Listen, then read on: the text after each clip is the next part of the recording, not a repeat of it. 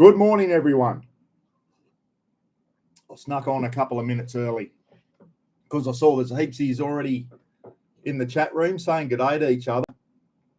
Andy Riches and Steve W up in the mother country. It's bloody Saturday night up there. Hope you're all well, fellas. Thanks for tuning in today. How is everyone on this Sunday morning? Tell you what, this is going above and beyond, everyone. Getting out of bed early just for you, mob, because you're on bloody silly daylight savings time down south. Let me know if you can hear me and see me okay, please. Especially hear me. I just had something about the microphone come up. I must have had it on mute or something. Paulie Martin's on. All Manly's up today against the Eels, Paulie. They need to bounce back today. 5-5 up in the UK. Thanks, Steve. Hope you're well, mate. Michael Avdalis, I hope I say your last name. Sparrowfart, yeah. Joshy Hatch. Ball Bags is on. G'day, Wayne. How are you, mate? Hein Herselman, he sent me a message the other day, everyone. He said, Buck, did Ros bash you up? I said, yes, she did, Hein. Hein was worried about, where is it? You can hardly see it now. Wrong side. There it is. Tell you one thing I do is when I audio good, rough picture. Yeah, I can't do much about that, Andy. I haven't got my own makeup department, mate. They haven't got enough makeup for me. Cowboys, yeah. Pete, I was trying to bloody find my Cowboys hat, and I think I must have left it in the shed because I was going to wear it this morning because the boys had a win last night. We'll talk about the footy soon, everyone. Just quickly, give you an update on the scores. All the people down south are going, not the rugby league again, but bloody hell. So Wixie's on, Marky Lavelle, all the Newcastle boys. You've got to buy this round, guys. Newcastle's got the buy. You should win that one. Lukey Reed's on down in Tasmania. G'day, Lukey. We'll do some more. Ivan and Lisa, I am going to mention you guys very soon in the chat. We got something in common, haven't we? Thanks for sending me that. We'll be talking about that, and I've written your name down, saying that you've got the same problem. So anyway, we'll talk about that soon. Timmy is on. Where is he? I missed his... Timmy Ryan, yeah, there he is. Morning, Buck. Sounds good at my end. Good stuff, Tim. Hope you're well. Jennifer G's on, guys, down in Bowen. How is it? Down in beautiful Bowen. Coming up to the best time of the year, Jennifer, down there. Guys, that little town of Bowen, it's about 2 hours south of Townsville. When you drive past Bowen on the Bruce Highway, you think, it's not very nice here. What a shithole. But when you actually go in there and have a look at some of the little beaches and coves and that, it is one of Ros and I's favourite places, Bowen. It is beautiful. And the best Chinese restaurant at the Cove there. I keep going on about that Chinese restaurant. Go to the Chinese restaurant at the Cove, everyone, and the view you get from up there late afternoon, having a beer and then a beautiful meal is just absolutely stunning. It really is. I could live in Bowen. I love it there. It just took me by surprise when I went in there. I always used to drive past Bowen and think, what a shithole. But when you get in there, it is a pretty special little place. And Ros loves the fish and chip shop there. I forget what it's called now. Out near where all the boats and that are. Chrissy Anderson's on. Chris, mate, is your house back to normal? Hope you got everything back and you're back up and running now. Rob the Wanderer's on, everyone. Yes, it is early, Rob, and I'm worried because I'm on to my second coffee and I haven't been to that place yet, if you know what I mean. If I disappear all of a sudden, guys, you know what's happened. The coffee's kicked in. All you blokes will know what I'm talking about. Birds, that's it, Jennifer. Yeah, I couldn't remember it. Birds Fish Bar, really good. One of Ros's favourite fish and chip shops there. Really, really good. We were going to sit out in the balcony and have fish and chips there one day, but you can't have dogs on the balcony because of the food and that. I don't know. That was a bit funny with their rules. But anyway, good fish and chips. I don't eat the fish, but the chips were nice. And I had a burger. I think they make burgers and that there as well. No, yeah, we won't go there, Andy. But you're on the money, mate. Yes. Mouse and Minnie. Now, here's a name change. I'm sure that wasn't the same. Mouse and Minnie the Caravan. Hi, Buck. Finally managed to connect when we're on. Good stuff. Now, it used to be just Minnie and Mouse, didn't it? And now it's Mouse and Minnie the Caravan. I think you've changed your name. Good stuff. Gazwa's on saying good morning. Lukey's on saying g'day to everybody. Storm Chaser, g'day, mate. Very keen for the Jibber before morning constitution. Yes. My cousin, Pete Catter. I remember we used to stay at Auntie Hazel's place when I was a kid. We'd come in from out west and Dad had come into the Big Smoke to see his brothers and sisters and all that in Brisbane. And we'd always stay at Auntie Hazel's house. Well, Pete's a chippy. Pete at same time every morning without fail. Pete would grab the newspaper and a pen. He'd come and grab a pen off the table and say, right, I'm going in. And Pete would be in there for half an hour doing the crossword. Without fail, every morning, people would be lined up just about shitting themselves, and Pete would be in doing the crossword, and he would not move out of the shitter until he finished the crossword. Without fail, me cousin Pete Catter. Oh, bloody hell. Those were the days. Isn't it funny how you remember shit like that from when you were a kid? Pete doing the crossword when he goes in for his morning shit. Oh, dear. Phil Taylor. Phil Taylor is back from the Cook Islands, everyone. How was it, Phil? What's the Cook Islands like, mate? That'd be a place worth a visit, wouldn't it, to go down and have a look around the Cook Islands? Must have a chat with you on the phone one day, mate, and catch up on what the Cook Islands was doing. Were you down there on holidays, mate? Or were you down there bloody building shit? I think you're just down there on holidays, weren't you? And how do you get there? I'm tipping Air New Zealand, probably flew to New Zealand and then Air New Zealand down to the Cook Islands. I'm tipping. I don't think you'd fly Cook Islands direct. Oh, you might. You might be able to go direct from Australia to the Cook Islands.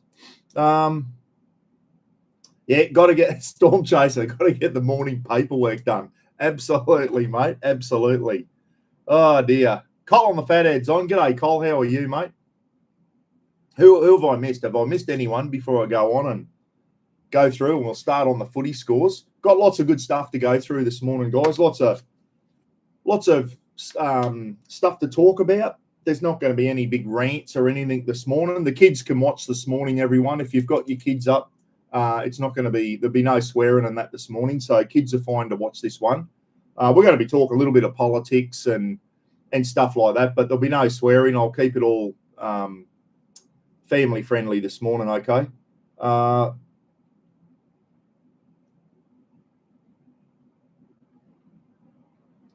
Paulie had 85 tiles on the floor. That one went over my head, Paul. I was trying to work out what that means. Oh, dear.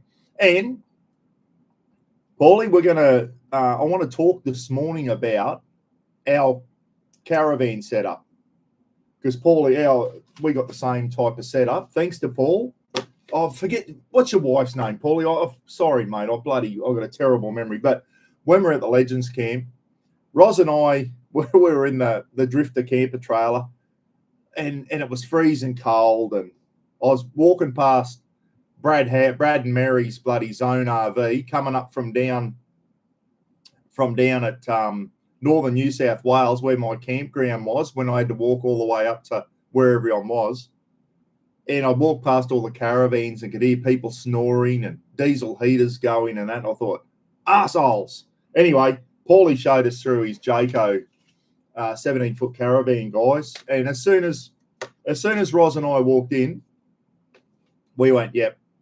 And what did we do when we got home? We bought a Jayco 17-foot, which is what we were going to buy at the very start before we got the Sirocco. But for some reason, I had my head around, I've got to have an outdoor pull-out kitchen and all that shit. Bullshit you do. I got it wrong there. And people in my head going, don't buy a Junko, don't buy a Junko, don't buy a Junko. I listened to too many people and I made the wrong decision the first time. So anyway, you live and learn, eh? The old Sirocco, it had some good points. Don't get me wrong. I used to love how you could cook outside and all that type of stuff on it. But what I want to talk about, Paulie, is batteries and fridges. Remind me in case I forget. Jennifer G, thank you for the reminder, Jennifer. Jennifer is saying happy birthday to Rebecca. Is there a Rebecca on? I'm not quite sure who Rebecca is. But anyway, whoever Rebecca is, happy birthday. And another birthday shout out to Josh Savage, everyone. Roz's eldest son, Josh Savage, who's the same age as my eldest son. Josh's birthday today, everyone. He's 41. So Josh is Alicia, Jackson, and Jordan's dad. So Josh has got 3 kids, Roz's grandies, and it's Josh's 41st birthday today. Happy birthday, Josh, if you see this, mate. Hope you have a great day. And it's my son's 41st birthday in November. And there's a heap in Roz's family, Josh and a few others. They're all around the same. They're all hitting 41 this year. 1984 was the year. Or 84. No, Phil was 8. Yeah, 84. 84, which means they're 41 this year. So Josh today, happy birthday, mate. Marky Lavelle saying happy birthday to Josh. So hopefully the kids will spoil him today. Alicia, if you see this, you should be cooking Dad breakfast in bed. Take him in a coffee. Marky saying when I was 14, I don't know how old I was in 84. I would have been 19, Mark. I think 1984, I'd been in the army for 2 years. And I was, depending on what part of 1984, halfway through 84, I moved my first posting was to Sydney. My first posting there, 134 Signal Squadron. And then I moved up to 72 Electronic Warfare Squadron at Kabbalah, outside Toowoomba, which is a big electronic warfare place. They used to have protests at Kabbalah every year, everyone. Kabbalah, if you go north of Toowoomba, drive into Crow's Nest, you go past the front gate of Kabbalah. The army stuff's right up the back. Anyway, the beautiful golf course there. We used to have a protest every year. All these idiots used to come out and protest because they thought there were nuclear missiles underneath the golf greens. They thought Kabbalah was an American nuclear base. It's not. I can guarantee you there were no nuclear weapons underneath the golf course. But they used to come out every year and protest. And they come out there in the middle of summer protested. And I remember one year, there was a really hot day. They're out there protesting and they're all starting going down with heat exhaustion. And all the soldiers in the guard room were bringing them out cold water and, putting them in the shade, bringing them out some nice cold water and that. They're out the front protesting and the soldiers in the guard room were bloody looking after them. Oh, funny. I tell you. Gee, some stupid shit happened back in those days. Another bloke drove that same guard room. Bloke driving home drunk one night, as a lot of us did back in those days. Bad culture. Drink driving. People didn't take it serious back then. And I won't mention his name, but he had a beautiful old 1954 American convertible. Beautiful. I think it was a Chevy or something. Anyway, he pissed and ran it into the guard room. Knocked a few bricks out. So, dear idea, that old guard room, she got some stories, let me tell you. Same as the satellite dish at Watsonia, Pete. Yeah, I know. They just protest about everything. Watsonia guy. Hey, Beaker, how are you, mate? Watsonia, everyone. Beaker's an ex-SIG, the same as me, Pete Donlan. Watsonia was where the School of Signals was. So when you go through basic training at Kapuka for 3 months in the Army, you then, back in my day, you got allocated a corps to go to. Nowadays, young kids know where they're going to go before they join the Army. In my day, you went through basic training and then they told you what corps you were going to. You could put down a choice of 3, didn't mean you got it. And it was the old days back then. It was like if you wonder what a corps is, CORPS, not a corpse, totally different thing. I hate when I hear people referring to army corps as corpses. It's not, corpse is a dead body. So a corps, CORPS, is infantry, artillery, armored corps, engineers, signals, medical, ordnance. That's a corps. And within those corps, a lot of different jobs and trades. RAME, Royal Australian Electrical and Mechanical Engineers. RAME's got motor mechanics, fridgies, auto elects, people who fix all the stuff, all the Army's equipment. So there's a lot of different corps, intelligence corps. So back in my day, 1982, they come out about 2 weeks before March Out Parade, and they go, listen in, this is where you're going. And it was like 75% of the platoon was infantry, infantry, infantry, infantry, infantry. Because I was colourblind, I could not go to infantry. It was only a couple of corps I could go to. They sent me to Signals Corps, everyone. Same as Pete Donlan. Pete was he was a proper SIG. He was a radio keyboard operator and probably did his cipher course as well. So, yeah, Pete was a real SIG. I was a QE in Signals Corps, but did 19 years in Signals units. And Watsonia was where the School of Signals was. That's where you go and then they teach you how to be a radio operator. Back in Pete's day, they had to do 15 words a minute Morse code, guys. Morse was done over HF radio. So Pete, I'm sure Pete still remembers Morse code. Once you learn it, you never forget it. Don't think they learn it anymore. Don't even know if they use HF radios anymore in Signals Corps, guys. All satellite and that now. But back in those days, if you couldn't get comms with VHF, which was line of sight, you went HF. And you had to set up bloody antennas. And depending on the frequency, the lower the frequency, the longer the antenna had to be, the shorter the thing. And I still remember HF was from 2 to 30 megs, and then 30 to 300 or something was VHF. So we had to learn all that stuff. Even though I wasn't a radio operator, I still had to learn all that type of stuff, guys, and know how to use some of the radios and all that type. It was really interesting, eh? Beaker, if you're watching, I learned how to tune a 106 HF radio up in Cape York at Bemiga in 1986, mate, in Papsdet. Johnny Papadopoulos taught me how to tune a 106 radio. Take a right all over to the right, then bring them back, and 400 watts up the stick of the old HF radio. If you're hanging onto that whip antenna when someone transmitted, you could be electrocuted, guys. You could die. So yeah, pretty serious stuff. Learning how to do all the antennas, inverted V's and sloping dipoles and all that stuff. It was good stuff.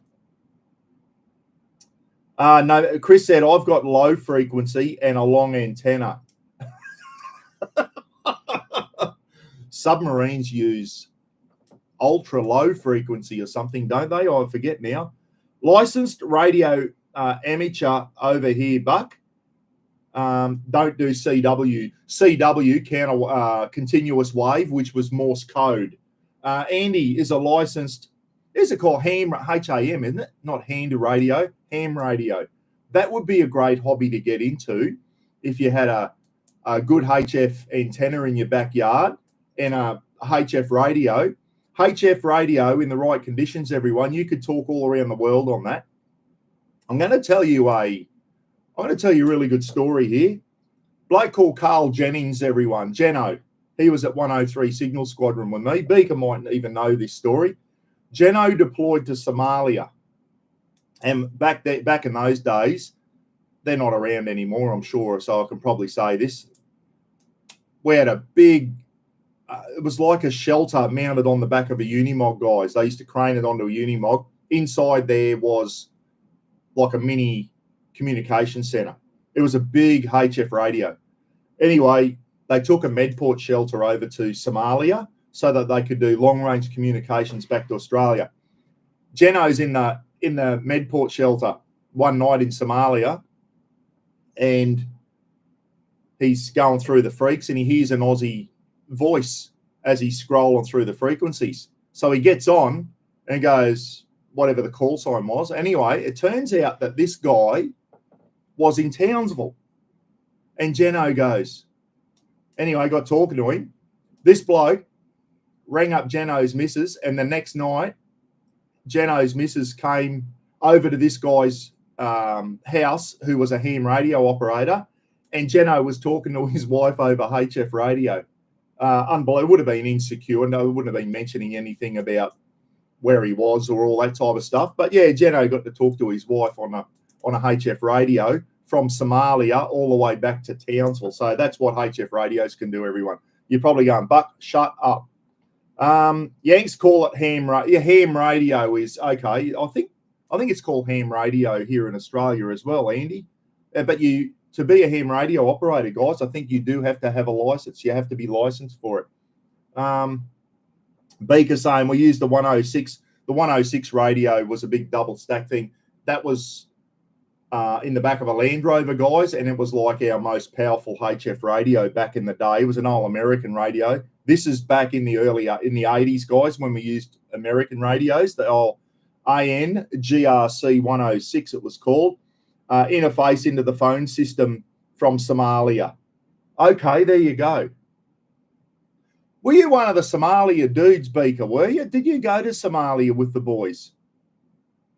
That's a sore point. I was on the run-on squad, guys, to Somalia, and about a week out, the 2IC cut the numbers and said, your position's been axed, Buck. You don't need to be going. And I'm still filthy to this day. 1993. Anyone seen Black Hawk Down? That was Somalia. It was probably a good thing I didn't go there. Newts went over there, guys. Newts went over there. Willie Wilt, a few of my old mate Flash Kent, who's passed away now. They had some hairy moments over there, let me tell you. Some very hairy moments. And we lost one soldier in Somalia, if you didn't know that. I was the duty officer at Laverack Barracks in Townsville the night he was shot. Shot by his own mate. It was they were passing a stire between each other in the back of a vehicle, and they got it wrong and the rifle went off and we lost a soldier over in Somalia, which is bloody terrible. Anyway, we'll get on to the footy scores, guys. There you go. A bit of interesting stuff. I love talking about old army stuff and that.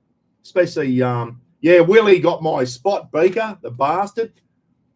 Shonky Sheridan come up and said, we don't need to send you anymore after I'd done all the work to get all the equipment ready to go over.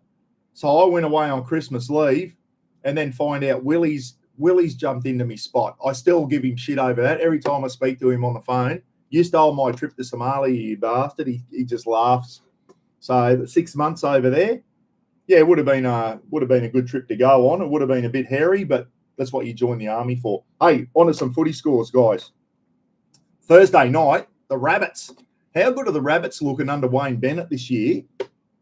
Just goes to show what a good coach he is and how he just demands excellence.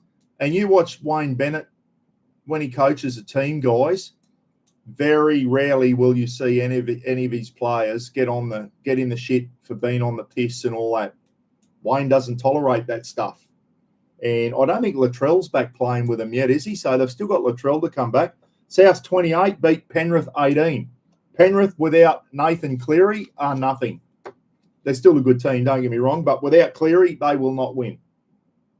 He's too good, that guy. They need him back on the paddock. And the early game Friday night, was the Titans. This one, I didn't see this game. Titans 30, Roosters 12. And I said last week, the Titans, when the Titans click, they're a good team. I like the Titans, guys. They got a really good team this year.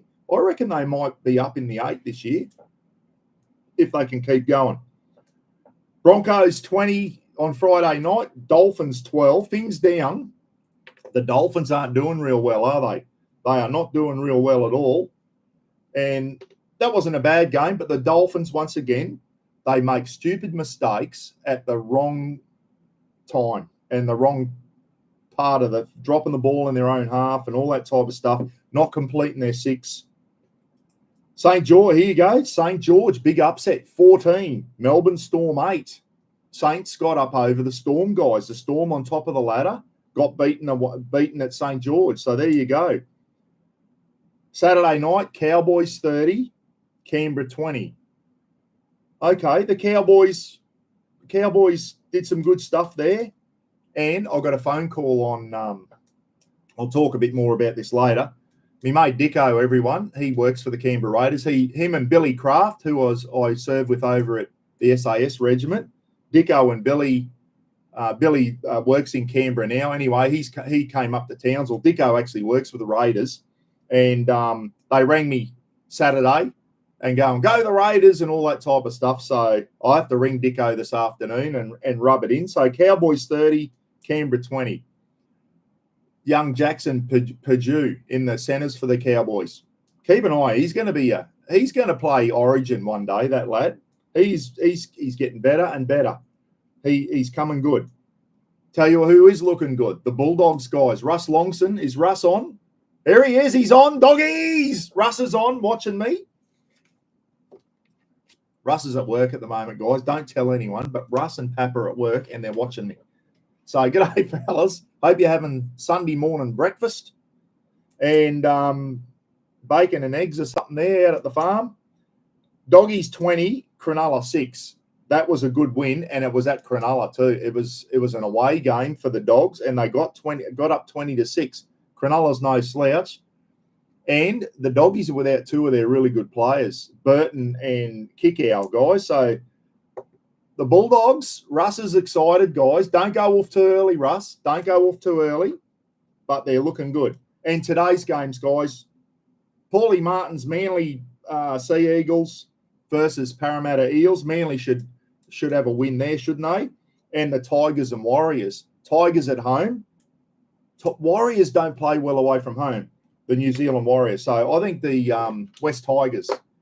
I think the Tigers for that one. Anyway, that's enough of the footy. Cowboys finally had a win.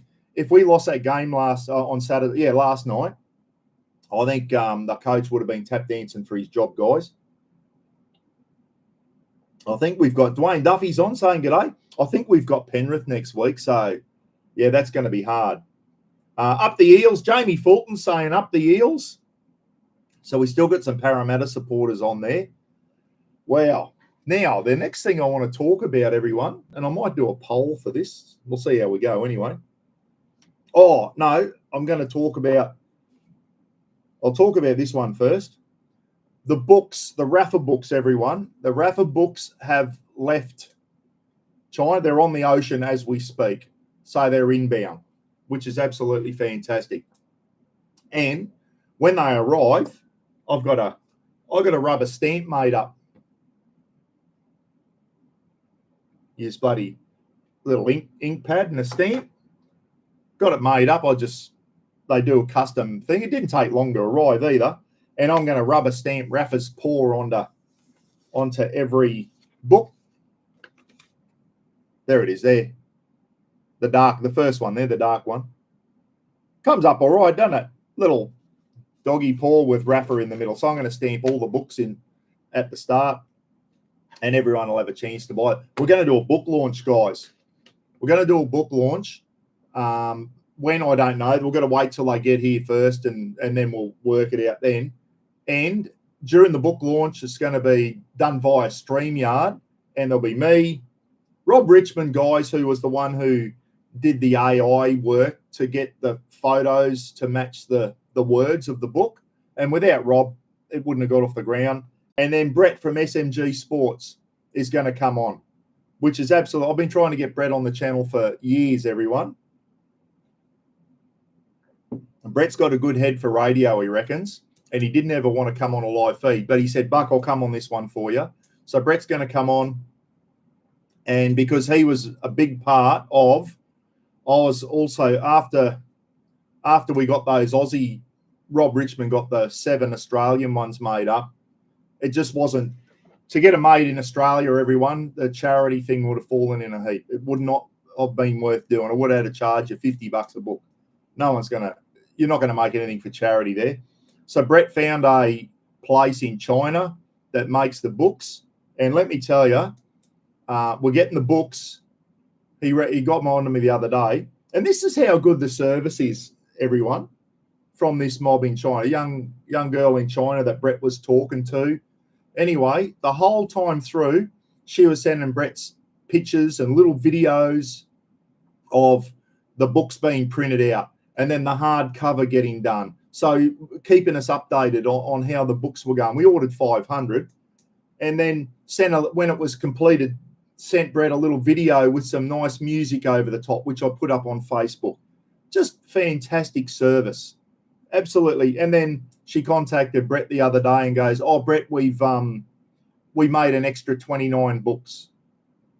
Because it's for charity, we made an extra 29 books for you, and they're on their way, and they've given Brett a tracking number, and so they're on the ocean as we speak, coming from China. And because they threw in the extra 29 books, that brought the cost down to about $4.50 a book, everyone. Whereas if we got them in Australia, we were looking at $25 before postage, before freight, and we know what Australian freight and cartage costs are like through Australia Post. That probably would have been $27 a book or whatever in Australia. If anyone's asking, "Oh, you got it made in China?" Yes, we did. Yes, we did. Otherwise, it was either that or nothing. So, wouldn't it be great if we could have got an Aussie mob to do $5? But because of our wages and electricity costs, we won't go down that rabbit hole. You can't get anything made in Australia anymore at a decent price. So anyway, this Chinese mob have done an absolutely fantastic job. Just incredible the way they've kept Brett up to date with little videos and all that. Would have been hard to get an Aussie mob to be so enthusiastic about that. Then they threw an extra 29 books in. So we're going to do a book launch, and it's going to be a bloody great night. It really is. And there's something, I'm getting something made, everyone. And on the book launch night, there'll be a couple of prize giveaways. There's going to be some prize giveaways on the book launch night. But there's one thing that's being made at the moment, and it's pretty special. It's the first of its type to ever be made.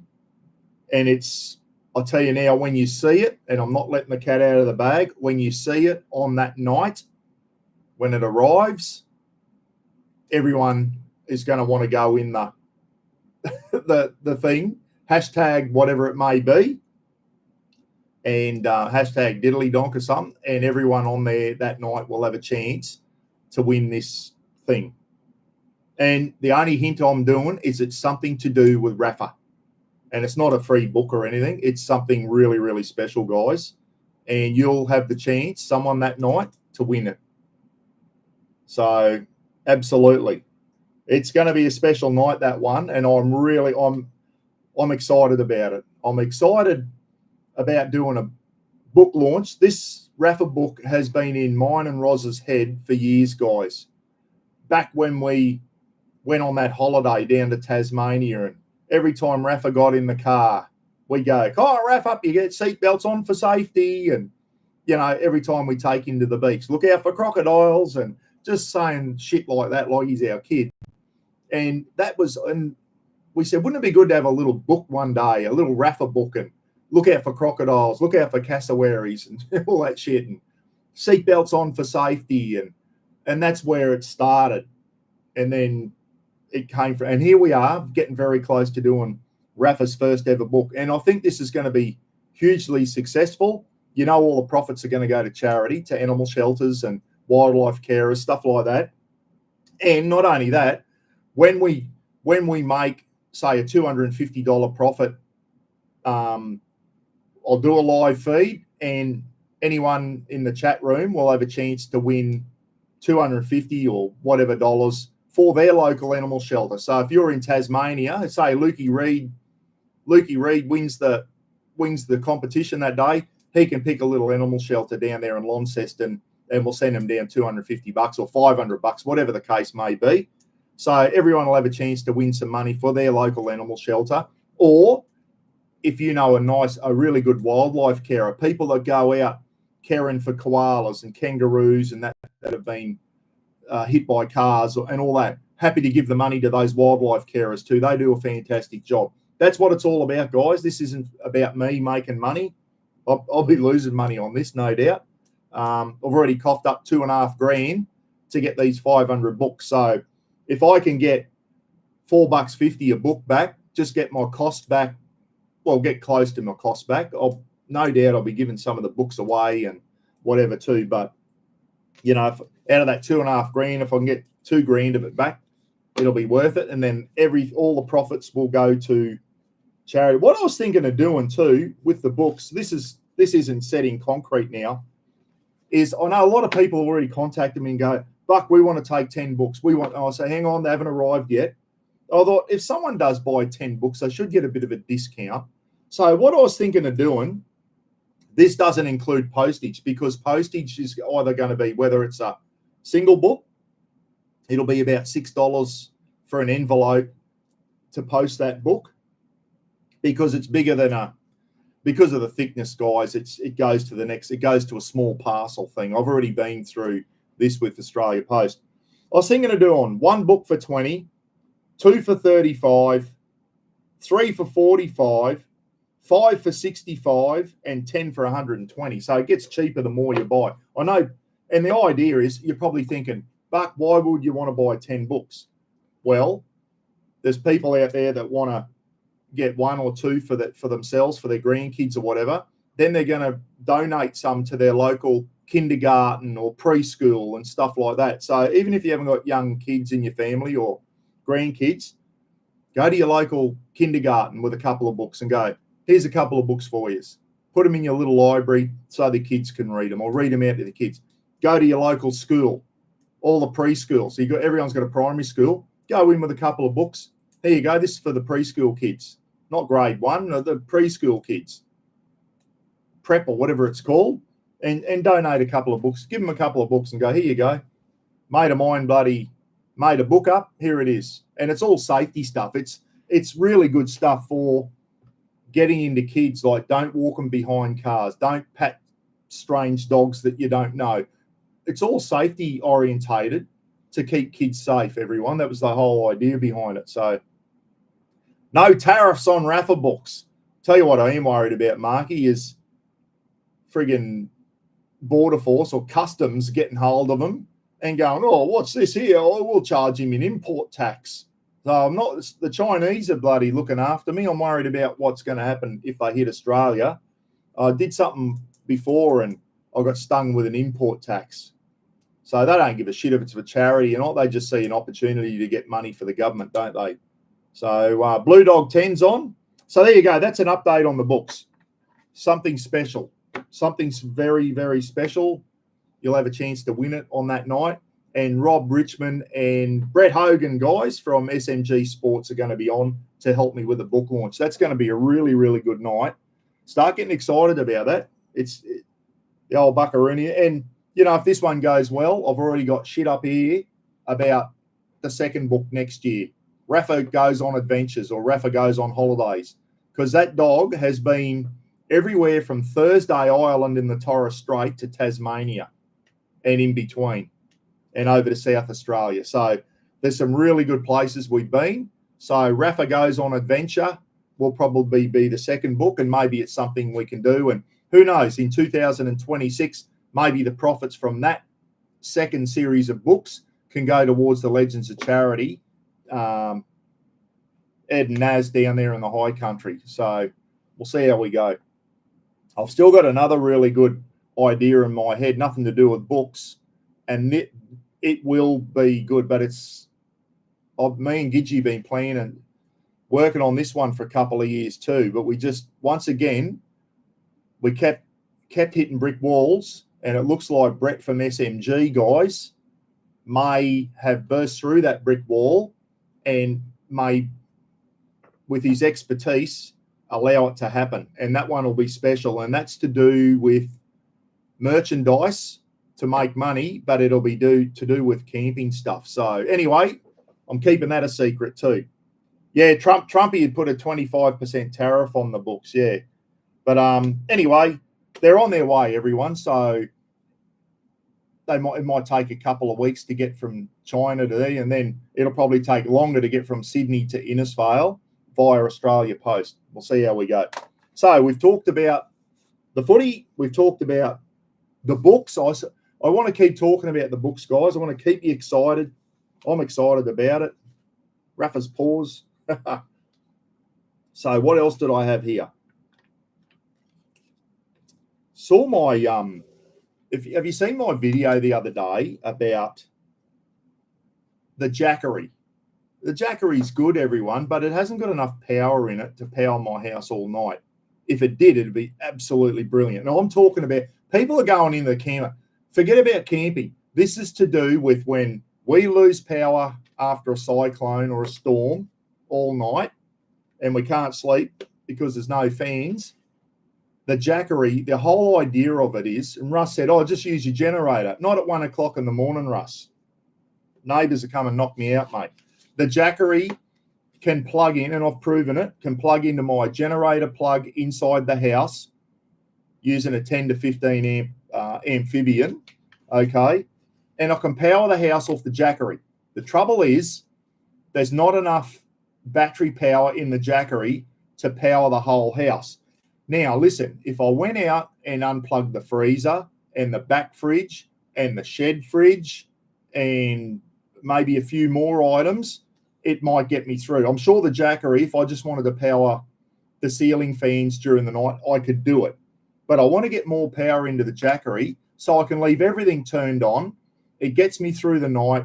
Then the next morning at 8 o'clock or 7 o'clock, I can start the generator up and charge the Jackery up using 240 volts. Okay? The Jackery doesn't quite get me through. Last night, my contact at Jackery, who actually contacted me, some lady in China, Jackery contacted me, everyone, about wanting me to promote this thing for when you lose power at home. I know the Americans are big into it because they have a lot of storms and that. Anyway, I took the Jackery. The trouble is, I really need one of their backup batteries. They're $2,800. It's overpriced. Anyway, I sent Jackery an email last night to their media thing, and it said, oh, you've given me this thing. It's not doing the job. It's going close, but not quite. What's the chance of a spare battery? So I've hit Jackery up for a spare battery. Will they give me one? Probably not. They've given a heap other people on YouTube a spare battery, or the Yanks. There's Yanks there. Some of the Yanks on there with power stations, guys. There's Yanks there, YouTubers, and they've got Jackeries, EcoFlows, Blue Eddies, and they'll have 10 different power stations there to do comparisons with, and they've all been given them. So I'm hoping Jackery get on and give me a spare battery. That may get me through the night.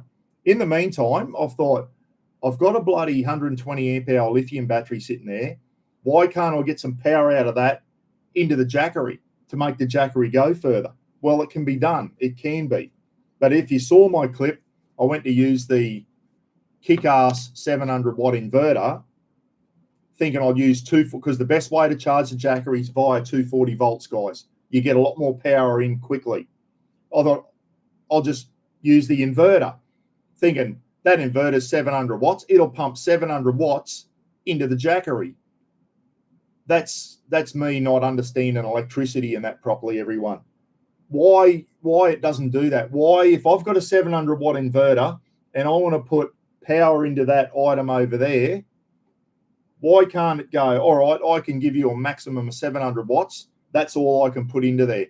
The Jackery somehow needs more than 700 watts or it won't accept it. Wouldn't it be good if you could just, it'll accept 100 watts via 12 volts, but it won't accept 700 watts via 240. I don't understand it all. All I know, and then the other problem I had is the brand new kick-ass inverter. The holes in the bloody plug were too big for the pins. And I thought, oh, then I tried an extension cord. So a brand new item out of kick-ass, and the plug holes are too big and you can't, they won't contact. And it wasn't just me. It wasn't me who got a dud one. Ivan and Lisa, Rollings guys, after I got that 700-watt kick-ass inverter, they went out and bought one for their battery box too, off kick-ass. Same thing. I got an email, I got a message off Ivan and Lisa, and they said, Buck, our kick-ass inverter has done exactly the same thing. The plug holes are too big for the pins on the thing. How's that for piss poor quality control? So there, it wasn't just me. I rang Rob Richmo. He said, you might have just got a bad thing. No, Ivan and Lisa's is the same. So obviously They've come straight out of the Chinese factory. And then Rob said, oh, we don't sell that brand anymore. I wonder why. It's because they don't work, because the plug holes are too big. Where's the quality control there, guys? I hope Clayton, if you see this, mate, you've got to sort that shit out. It's hard. You sit there and try and promote a company and, you know, that they got good gear and that, and then that shit happens. And then people go and buy the items because I've mentioned them on YouTube and they don't work. So it pisses me off. That Jackery is the biggest waste of money. Good for running an angle overnight. 3,000 plus to power a Jenny a house for 4 hours. Useless in a blackout. Yeah, it is good in some circumstances, Russ, but just by itself, it hasn't got enough battery power to... Mate, if I unplug the freezer and a couple other fridges, that's trying to power 2 big household fridges, a massive chest freezer, fans. What else is running off it? Anything the house runs off, mate. I'm asking too much of it. Mate. Yes, they are overpriced. I agree. My last outage, generator, Navy removed generator muffler, hooked it up to 1,000 watt amp and speakers and ran it all night. People 3 streets away were complaining. Yeah. And that's why after a cyclone here, all you can hear all night is people running generators and that so they can sleep. I want to be able to do that, but without running a generator. This Jackery, Russ, I'll get it to work, mate. I'll get it to work. What have I done about the Jackery? Seeing as yesterday people said do it by 12 volt. Yeah. So I got my 120 amp hour lithium battery. I got the Jackery cigarette thing, plugged it into the Jackery. She started powering up, 100 watts going into it. The trouble is 100 watts doesn't cut the mustard, okay? So the house will be drawing more than 100 watts. The battery pack will be topping up 100 watts at night time. I'm talking. Don't anyone mention so. I'm talking about at night time when there's no power, okay? 100 watts doesn't cut the mustard. I can get a second battery box, second lithium battery. There's 2 ports at the back. I can plug another one in and probably get 200 watts. Still not enough. So what I'm doing is I've got a converter, guys, a 12 to 24 volt thing. The Jackery can take up to 60 volts, apparently. So I've got a thing coming, a converter to go from 12 to 24 volts. I just put some Anderson plugs on it, and then if it does what it says, it can boost that up to 380 watts. So maybe I can get 380 watts going out of my lithium battery into the Jackery. The best thing would be if Jackery give me a spare battery. That'd be great. That might get me through the night. We'll see how we go. Brent Neal, I use EcoFlow Delta 2, runs my house double door fridge for 10 hours. Yeah, at the end of the day, it's only 170 amp hour battery in that Jackery. And when you turn the inverter on, that sucks the guts out of that 170 amp. 170 amp battery, it's not that big really, is it? I mean, you can go to Kings and buy a 2 and a 300 amp lithium battery. So anyway, I love experimenting with it. So when I get this converter, 12 to 24 volt, I'm going to throw a couple of Anderson plugs on it, guys, and I'm going to do that experiment and see if it will pump up the 380 watts into the Jackery. Maybe that's the answer. Maybe I could go and get a King's 200 amp lithium battery with a converter on it, and then that might get me through. That's a lot cheaper option than buying a spare Jackery battery. So stay tuned. It's needs to be 300 amps. Needs to be 300. Well, I can buy a 300. The 300 ampers are about $700 and something at King's at the moment for a 300 amp battery. But anyway, I'm not going to rush into it. So we got another Canadian on, Mark Crowther. G'day, Mark. How are you? Up in the 51st state. That's bullshit, isn't it? I was hoping Slacken would be on. I got up this morning, everyone. I had 13 emails waiting for me from, was it Mark? Mark. I got another good mate from Canada. Mark lives in Slacken since 1969, lives in Toronto, mate. He sent me about 13 emails, and I haven't opened them yet, but one of them was Toronto Blue Jays evict, and I think it was, if I kept reading it would have been someone wearing a Make America Great Again t-shirt, and he got thrown out of the Toronto Blue Jays game. So there's a lot of bad blood between Canada and the USA at the moment because of that bloody orange idiot that's running the USA at the moment. He's getting everyone offside. His closest friends, his closest neighbours, the Canadians. It's not, isn't it bad sitting back here and seeing Canada and the USA fighting with each other? Like, come on. That's bullshit. And then he's trying to take over Greenland, and just where's it stop? He's starting to sound like a dictator now. The way he was calling Governor Trudeau, and someone needs to put one on Trump's chin. He's an idiot. I was going to say something else then. He's making a lot of enemies real fast out of what used to be his friends. Europe's off him. Australia's off him. Canada's certainly off him. Mexico's off him. Everyone's off him. Even a lot of Americans are turning on him because they're just sitting back going, what is he doing?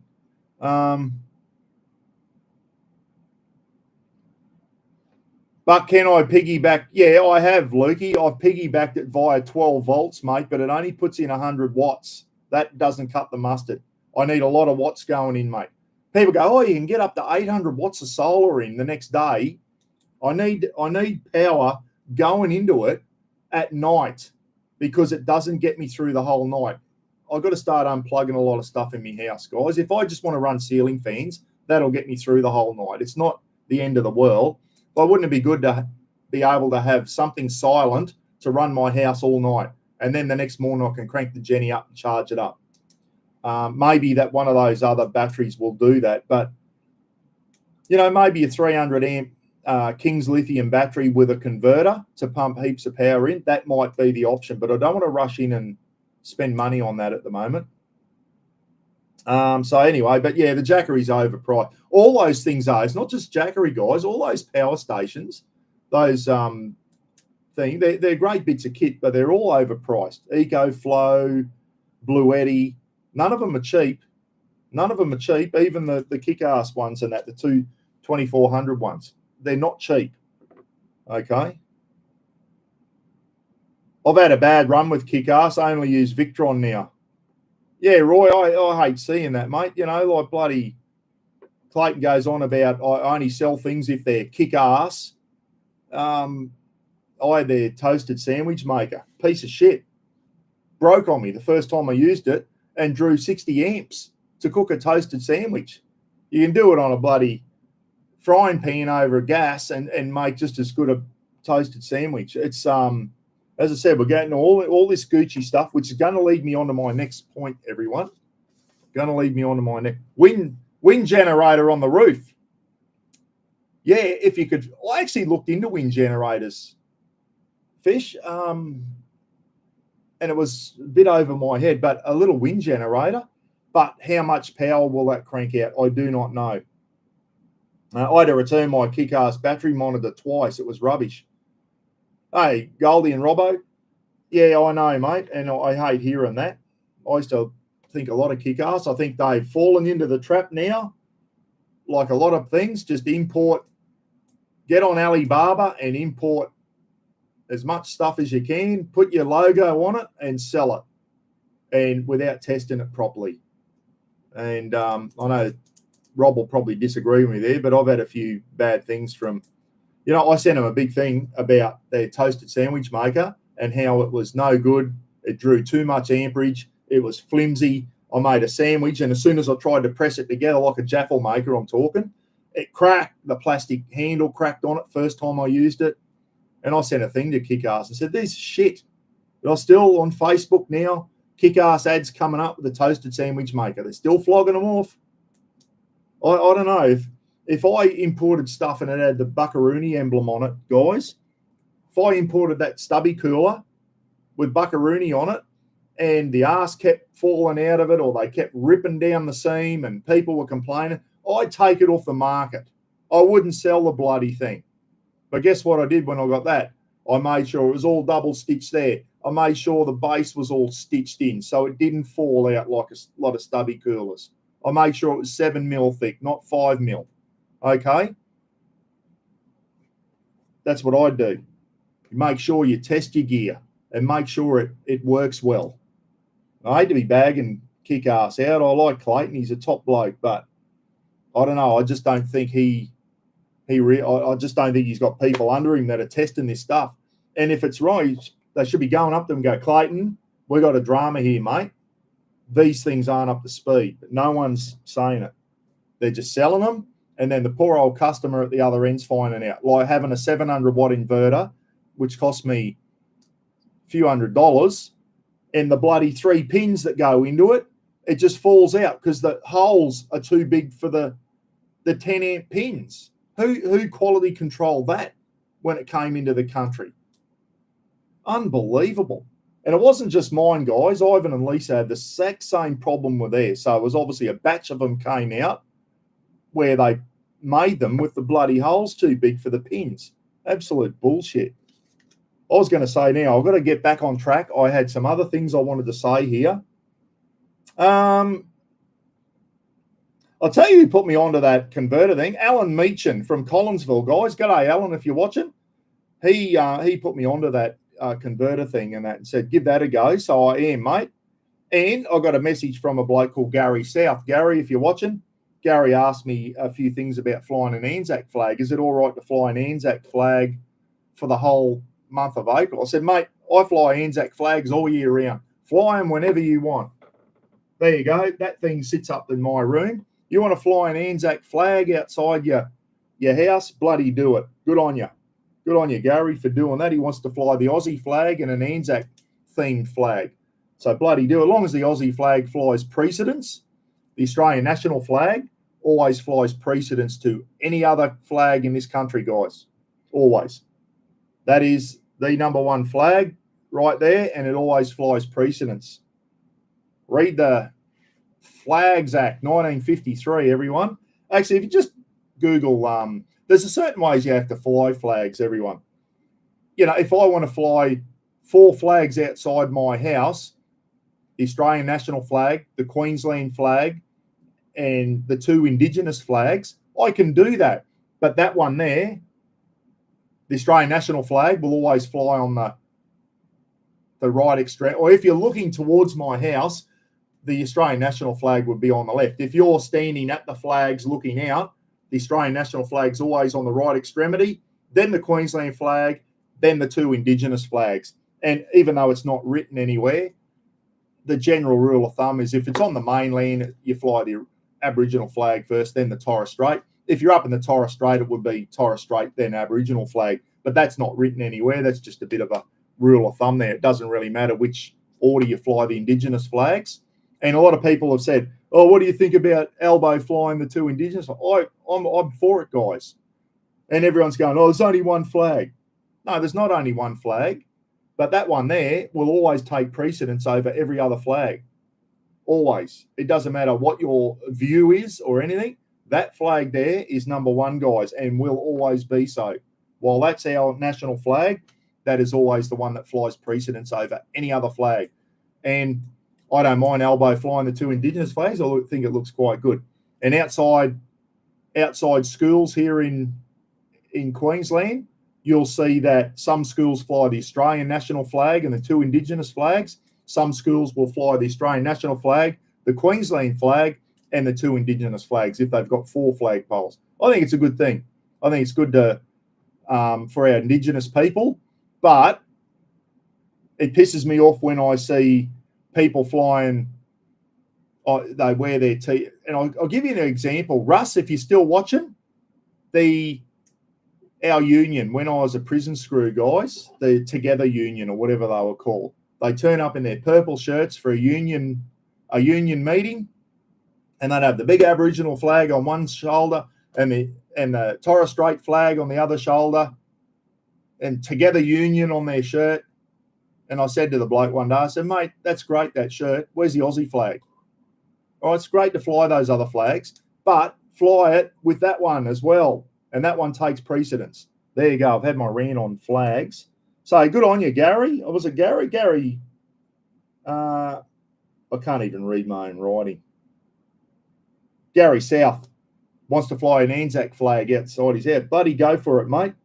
Chrissy Lawler going on about he sent me a list of the amount of national park stuff that's been handed back to traditional people on that. I thought it was they were closing it down because people weren't respecting the land, but he reckons it was going back. It's been given back to the traditional owners and parts of the Grampians and all that type of stuff. Yeah, it's not good, is it? We're losing access to our country, everyone. Now, the other thing I want to talk about, the election. Just quickly, we got two peanuts running to be the boss of this country. I don't know. Here we go. I'm going to do a poll, everyone. Start a poll. I'm just going to put, because I don't know how to do a multiple one. Who are you going for?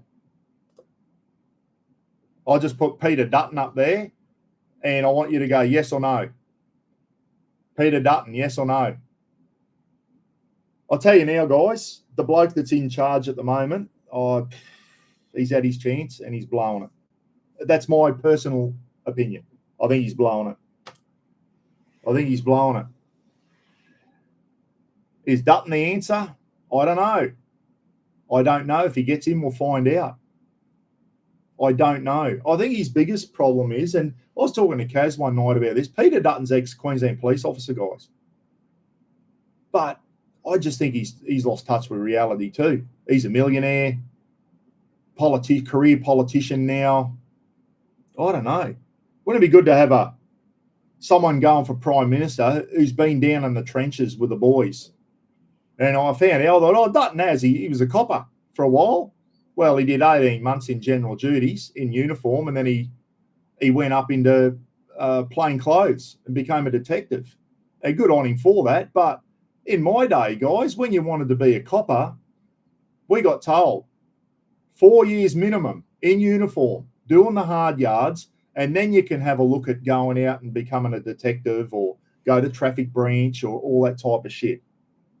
So I was the mug who stayed in there for 6 years in general duties. But I know people that bloody females that did 12 months in general duties and they didn't like going to pubs and getting into fights and having to break fights up and going to domestics and people waving knives at you and all that type of shit. That's all the shit general duty coppers go through. So they go, how can I get an out here where it's not as dangerous? I'll go up into the CIB or I'll go to the child protection unit or I'll go to traffic branch where I just give tickets out to decent people all day and that type of shit. Anyway, Dutton only did 18 months in uniform and he went up into he should have. How did he get out of general duty so quick? Why did he? Didn't he like the confrontation with a blue shirt on? This whole idea of being a copper, guys. Your general duties coppers, they're like your grunts. In the army, you got your grunts are out doing the tough stuff. Well, in the police, your general duties coppers, they're the ones out on the street dealing with the shit, going to domestics, going to traffic accidents and all that. Can you believe this in Queensland? Traffic branch, they don't go to traffic accidents. Every time there's a traffic accident, traffic branch is just, there's a traffic accident, general duties, can you attend that? So general duties used to attend it in my day. You're a traffic branch, why are you going bloody do it? All I did was drive around giving bloody tickets out all day. Used to piss me off. Hey, Tony, how are you, mate? Yeah, and now I'm glad you said that, Minnie Mouse, because I'm going to do another poll on that one there. This is coming down here. This is going to be a close election, guys. If I was a betting man, I would say I think Dutton's going to get in.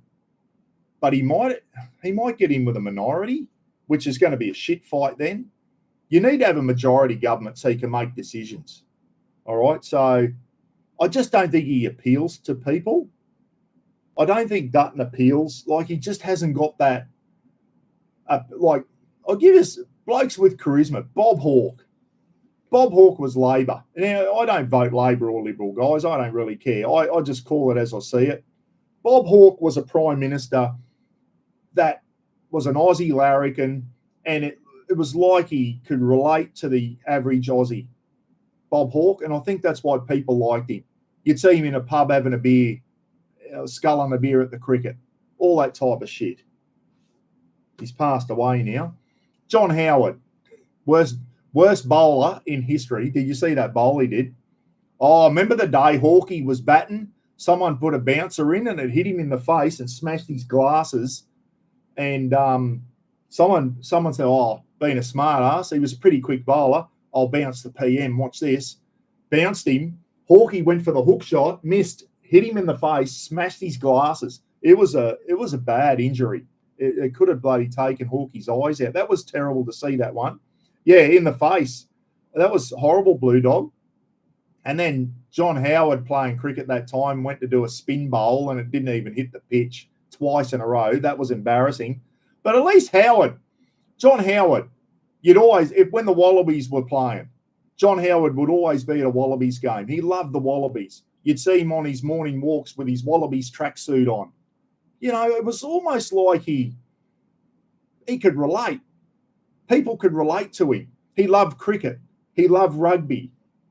That's what people want to see. You reckon, I don't know, Peter Dutton just is not relatable. And that's what Kaz said. Need a Prime Minister there going, guys, I'm an ex-police officer. I've dealt with shitheads. And this is what, just come up with a plan. But Dutton got out of the police, did a little time in the police. Then he got out and got into real estate and all that and become a millionaire. So automatically he's lost the majority of Australians because he doesn't know what it's like to have to, he's paying a mortgage off and all this type of stuff. They've kind of lost touch. And at the moment, the amount of people doing it tough out there that are having trouble paying their house off and all that, we need a Prime Minister that can relate. And I don't think we've got a politician out there, jot my memory if there's one out there, that can relate to the average person. Maybe Pauline Hanson is about the only one who can relate to the average Aussie.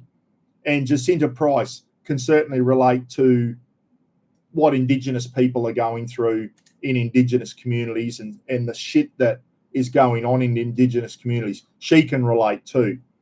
Pauline just doesn't know how to string two words together, unfortunately for her. She's got some good ideas up here. She says what a lot of us think. She doesn't know how to get her point across properly. If she could speak a lot better, Pauline, she would have gone a lot further in politics, I think. I really do. So, there you go. Peter Dutton, 60 saying yes, 40% saying no. So, Peter Dutton, I think he'll get in. I think he'll be our next Prime Minister. Now, as you know, he wants to bring in nuclear energy, everyone. And I'm just going to start a poll. I've got to end that one first. End poll, 60% for Dutton. So there you go. In this channel, 60%. But just remember, a lot of you guys think how I do. Not all of you. A lot of you are thinking how I do. There's a lot of inner city people there, guys, that will vote for Albo. We know that. He's not out of it yet. He's not out of it. Let me tell you, a lot of the votes are in the inner cities, are in the big cities. That's where the majority of the people are. And a lot of them will vote for Albo. So there you go. 61 for Dutton, 38 for Albo. New poll. If Dutton gets in, he wants to address our power, and I think it needs to be addressed. Our power prices, since we've tried to go to green energy, have gone through the roof. And I don't think anyone will dispute me on that. Our power prices have gone through the roof. That is why, and it's a big factor when you talk about manufacturing. I remember when we were talking to Luke from Drifter Guys, and Luke told me a lot of the things when he was building dock trailers, some of the hardships of trying to manufacture in this country. And he had a list of them, and electricity was right up there on the top of the list. High wages, high insurances, high electricity costs and all that. And then you wonder why you got to sell a trailer for 60,000 because it's made here in Australia, and then it just become folded it because it just become not viable. Dave from Camp Cube, guys, trying to make Aussie made fire pits, and then he said, "I got to sell a fire pit for $800 now to make any money." Absolutely ridiculous. So here we go. Ask a question. Dutton wants to bring in nuclear power. This one, I know a lot of people are divided with this. Now, listen, I think they reckon it's clean. They reckon once it's up and running, it will be cheaper. I'll believe that when I see it. This is going to cost. This is up there with a nuclear submarine program in cost to get these nuclear power plants up and running. We're not talking massive nuclear power plants. Apparently, there are smaller ones that you can put in locations, but we need to look at it. Have a look at Fukushima, guys, when the tidal wave hit and they nearly lost control of that nuclear power station. Chernobyl. That's what's in the back of everyone's mind, okay, is the safety side of it. I'm all for having clean, cheap energy and a nuclear power station that can last for 60 or 70 years and just keep the maintenance up to it. And you've got clean, green power, reliable power forever, basically. But I know in the back of everyone's mind is the safety side of what if something goes wrong? What if something goes wrong? And I think that's in the back of everyone's mind, isn't it? It is in mine. Imagine going, yeah, well, nuclear power, and then something goes wrong. But there's a lot of nuclear power plants all around the world, guys. How often do you hear of a nuclear leak? The last one was Fukushima in Japan, and that's because they got belted by a massive big tidal wave, tsunami. Maybe they had that built too close to the coast. Okay, then you could have an earthquake that cracks it or whatever. Chernobyl. I forget what happened at Chernobyl, but that was huge in Ukraine. Remember that back in the 80s, Chernobyl? Absolutely horrifying. So anyway, we'll let that poll run a little bit more. But Dutton wants to bring nuclear power in. And when you see, I just saw a thing before I came live, somewhere in central Queensland, they are bulldozing land to build more wind turbines. And it's apparently a koala habitat. And they're bulldozing it, just leveling it for more windmills. So how green really is it? And my son said there's about 344-gallon drums of oil in each of those things, gear oil, to keep them turning. So they're not just totally green. You've got 344-gallon drums of gear oil in them to lubricate the cogs and that in them. They're not as green as what we think they are. If you saw the amount of steel and concrete that went in just for one of those windmills to do the base of it, I saw a photo once. The amount of rain up here, the amount of land they clear for a wind farm, it's bullshit. There's got to be something better. Solar panels. It's just all this green energy is great, but all it's done is put our bloody prices up. Where are we going to put I know, Greg, where are we going to put the nuclear waste? South Australia, mate, in a dirty big hole, no doubt. Isn't that where it all goes? Where's the nuclear waste going to go in 60 or 70 years' time when we have to redo it? In a dirty big hole in South Australia, no doubt, in the middle of nowhere, in the middle of Woomera. Isn't that where we put our nuclear waste? And they can't be recycled, Brent. I know, those big wind turbines, guys, they can't recycle the blades. So what do? Dig a dirty big hole when they blow into flames and that. They dig a massive big hole with bulldozers and bury them as landfill, and they never, ever break down. So how green really are they? How green are they? And I said the other day, maybe we need to look at, I don't know, there's got to be technology out there to make coal-fired power stations greener, okay, so that they don't hurt. I'm all for trying to have a green planet, everyone, but we've got to be sensible how we do it. Turbine blades only last a few years and cannot be recycled, Pete, yes, and they get buried as landfill, mate. So how green really are they? That's what I was saying. Why not upgrade our coal mines as most countries are building new ones. I know everyone's building. There's countries out there, China and all that, South Africa, still building coal-fired power stations, guys. And here we are sacrificing, I don't know, we're sacrificing a lot, aren't we? Going away from coal to get to this 2050 zero emissions target that we've signed up to. And we've screwed ourselves over with high electricity costs. With South Australia has blackouts all the time, apparently, down there because the energy grid with renewable energy can't keep up with the demand. I think we got a bit hasty in closing down our coal-powered stations. All right? I think we should have bloody kept them open a bit longer. But anyway, they've started pulling them down now. It's too long. They're gone. How long is it going to take to get nuclear up and running? It's not going to be a tomorrow thing. It's going to take another 20 years.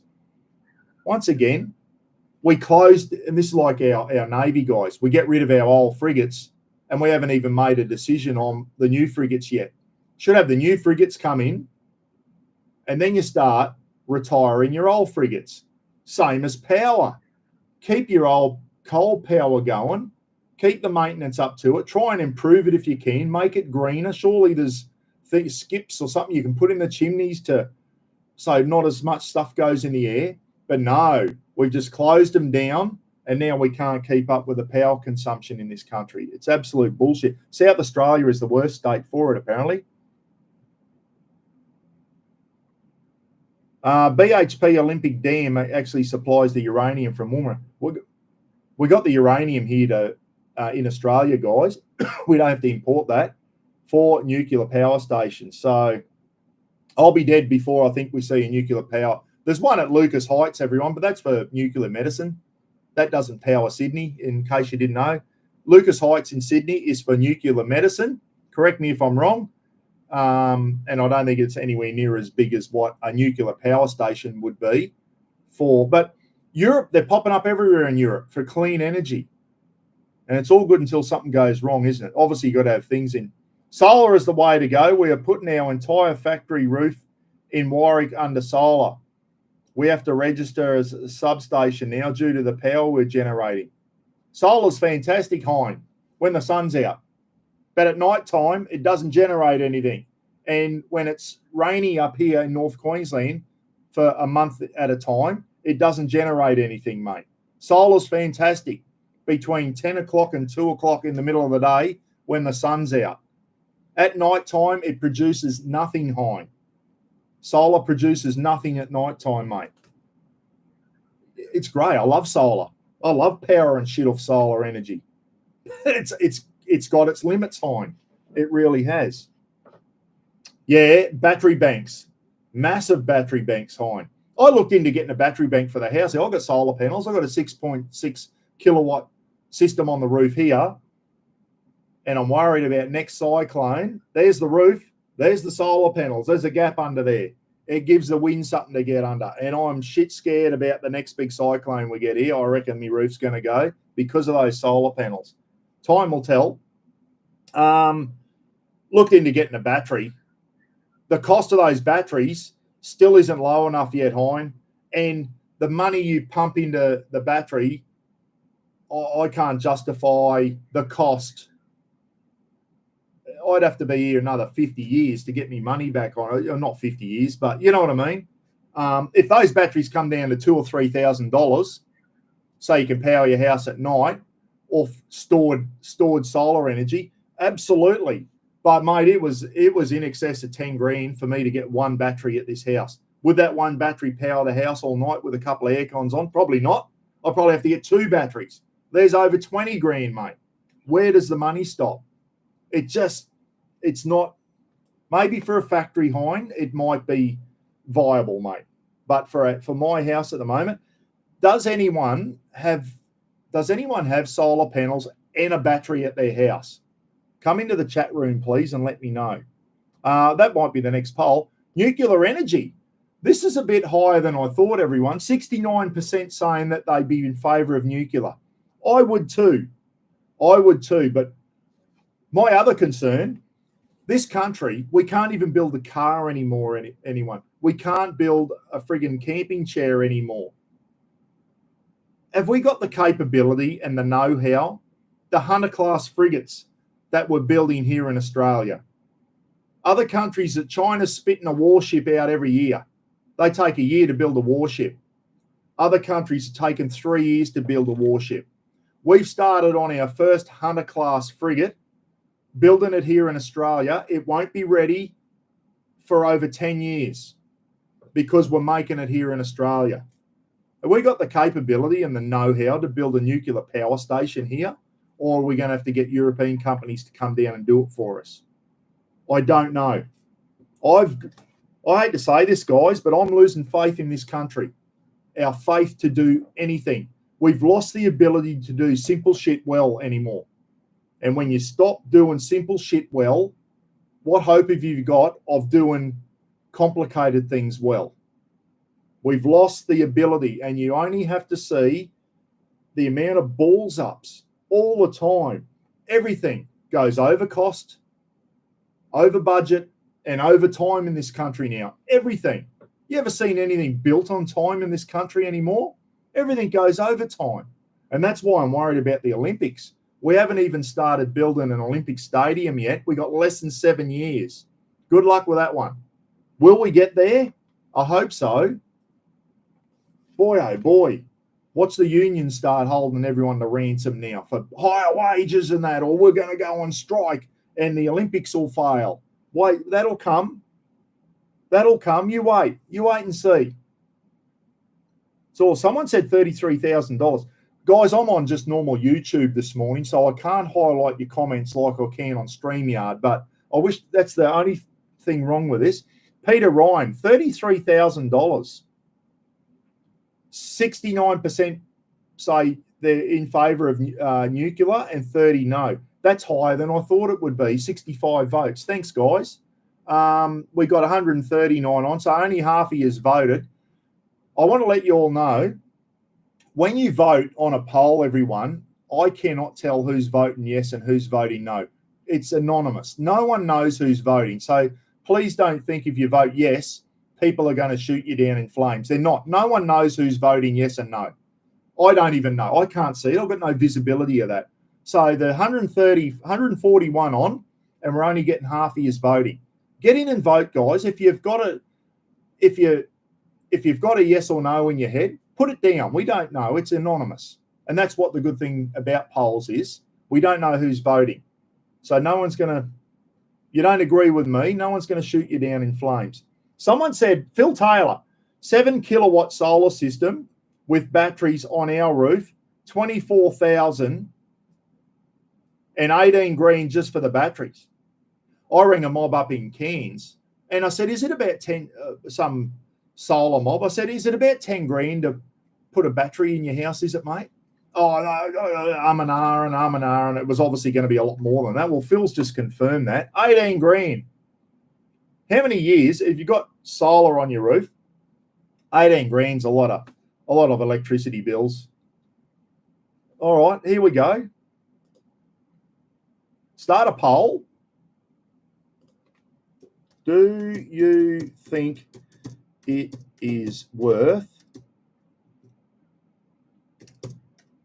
putting a battery in your house? So start a poll. So what I'll explain what I mean there, guys. If you've got solar, I've got a 6.6 kilowatt solar panels on my roof with a 5 kilowatt inverter.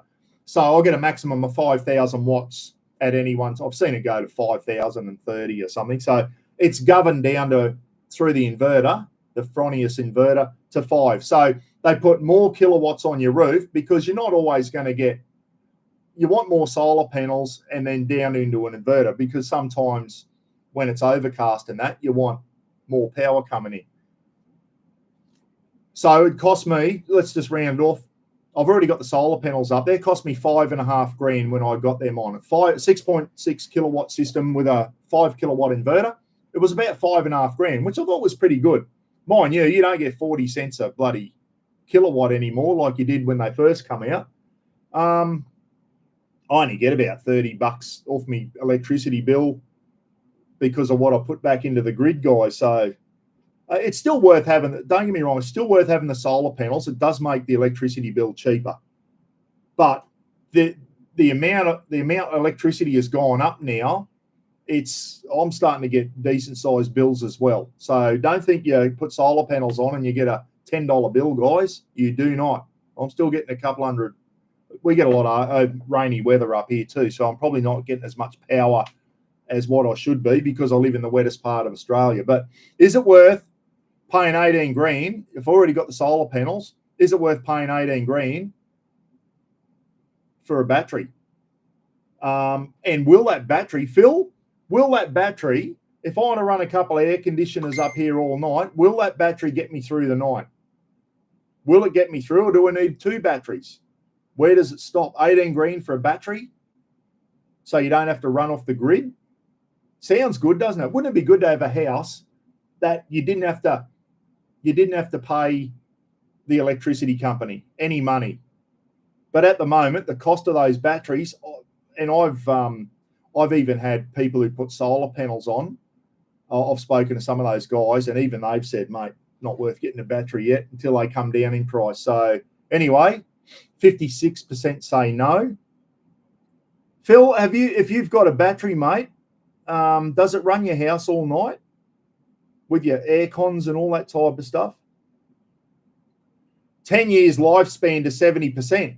So there you go. In 10 years' time, you'll only be getting 70% efficiency out of that battery anyway, which means you might need to replace it because 70% may not get you through the night if you want to run some air cons or heater or reverse cycle in wintertime or whatever. 70% may not get you through. So every 10 years, you're putting a new battery in for 18 grand. Do it yourself, Bill. That's Mick and Marissa. That's good if you know how to do it, mate. Well, here you go. No, it won't run your AC, mate, but it will run lights, power, and fans, etc. Yes, it will run our house all night, but no AC. See, I thought that battery, the whole idea was so you could run. Well, that'd be useless up here, Phil. It's a bit like the Jackery. It's a bit like I'm asking too much of the Jackery. Russ said the Jackeries are useless. Well, they're not really. I'm just asking too much of it. It's only got 170 amp battery in there, and I'm trying to run 2 big fridges, a massive chest freezer, a shed fridge, lights, fans, TVs, computers off that Jackery. And that's why I'm trying to get another battery system to make that Jackery go further. And here's Phil saying that he can't run his air cons on that $18,000 or $17,000 battery. So now that you know that, everyone, let's get in and vote. Is it worth getting one of those batteries? I thought the whole idea of that battery was you never had to tap into the grid. So if Phil wants to use his air cons on a stinking hot night, he's still got to tap into the grid. Is that correct, Phil? So you're still going to get an electricity bill after you've just paid, what did you say? 17 or 18 for the battery, plus then the solar, 33 grand or something for the whole system. Boy, oh boy, you're still paying electricity bills. I'd be voting no to that too. She's gone up to 60% now. Well, let's keep it going. Boy, oh boy. If anyone else has got a solar system and a battery system in their house, put a comment down, everyone, and let us know what you think. It'd be interesting to hear there might be people out there that are thinking of doing this, and when they hear Phil say that, and you live up here in far north Queensland, people like to run their air cons at night so you can have a decent night's sleep. Then I'll put 2 batteries in. Then you're up for $30-something, nearly $40,000 worth of batteries, so you can run an air con at night.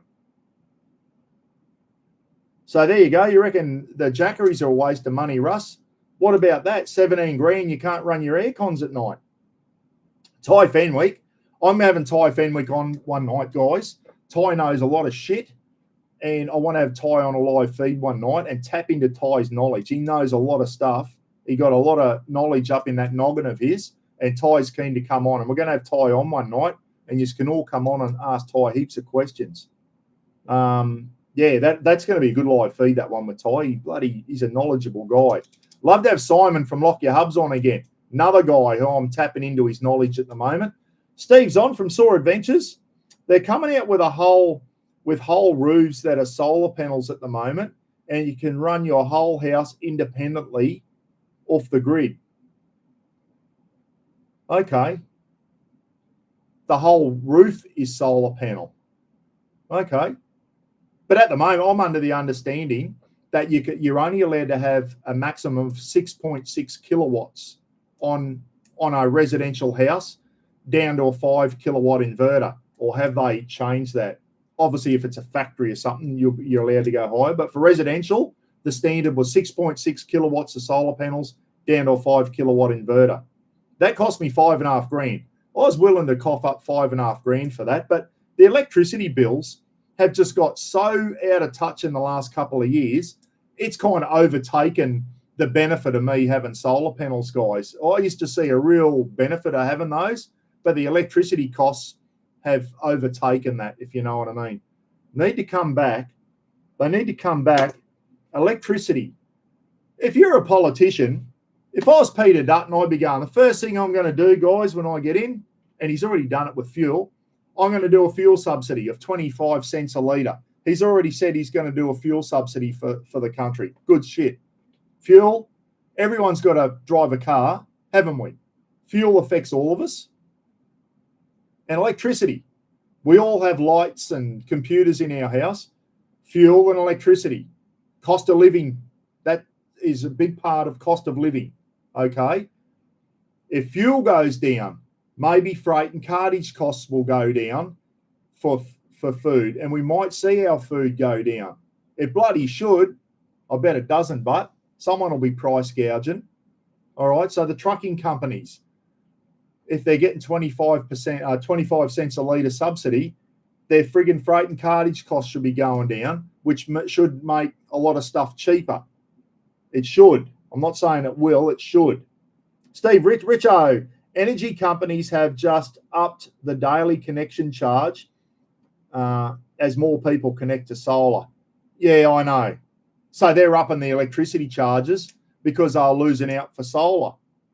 And then I heard a while ago, the government was thinking of bringing in a solar tax. So if you had solar panels, they were thinking of taxing. I'll tell you what, if they ever did that, they'd have a riot on their hands because they're the ones who are encouraging us all to go solar panels a few years ago. Remember, it was all the rage about 10 years ago going solar. And I think every house that's built now, it should be mandatory to have solar panels on the roof of your house. I think it should be a mandatory thing. Yeah, called a sun tax. What a load of shit, Freddie, isn't it? They called it a sun tax. Absolute bullshit. What else are they going to tax us on? Can you believe anyone would even think of taxing someone who's trying to make they're going on about making the country greener. Here we are putting solar panels on our roof to try and do that and to try and get our electricity costs down in it. And then someone goes, how can we get more tax out of these arseholes? We'll invent a sun tax. Tell you what, oh no, I'm not going to say what I was going to say. We need to start seeing some politicians with it getting taken out. Anyway, we got to vote, guys. We got to vote. Peter Dutton's already said 25% a litre, not tariff. What do they call it? 25 subsidy. Queensland always used to have cheaper fuel because there was a subsidy. And then Labor got in and got rid of that subsidy quick smart. Oh, more money. How can we get more money out of them? We'll tax them on this. We'll tax them on that. We'll tax them on beer. We'll tax them on cigarettes. We'll tax them here. Guess what the high tax has done on cigarettes, guys? Here you go. What's the high tax done on cigarettes? Yeah, it's made a lot of people give up. But it's also, this country has been swamped with illegal tobacco now, and all these illegal tobacco companies getting burnt down and tobacco wars going on, almost like this underground shit. So it's created, you try and fix one problem and they create another problem. They think they're fixing something and they create other shit with their decisions. It's frustrating. It really is, Phil. You need to come on for a live feed one night too, Phil. You've got a lot of knowledge up there too, mate. And Phil Taylor's a builder, guys, and knows the challenges that he faced as a builder and some of the bullshit government taxes and all that, and the amount of houses Phil had to build in a year before he started seeing a bit of daylight and starting making a bit of money for himself. Hey, Scrunnel Funnels, guys. Newts is on. I use Ryobi 18-volt fans. That moved just as I was reading it, Newt. Sorry. Hey, John's on over in Oregon. Are there no heat pumps in Australia? Yeah, mate. Yeah, down in the southern states, they use heat pumps, mate. I know Lukey Reed's got one. We certainly don't need a heat pump up here where I live. We have air cons all year round, mate. Don't you worry about that. I've got the aircon going at the moment. That aircon you can see up there, she's sitting on 20 degrees and she's full bore at the moment because it's still bloody hot here. The humidity's slowly going, but it is still humid. And guess what I'm doing this afternoon, everyone? After I finish this, I'm going to buy a roast beef and a roast pork, and I'm going to fire up the new Old Mate's fire pit. I'm doing a review on my new fire pit, which was sent to me from Top End Camp Gear, from Greg at Top End Camp Gear. I bought a barbecue plate off him. You see the clip on that.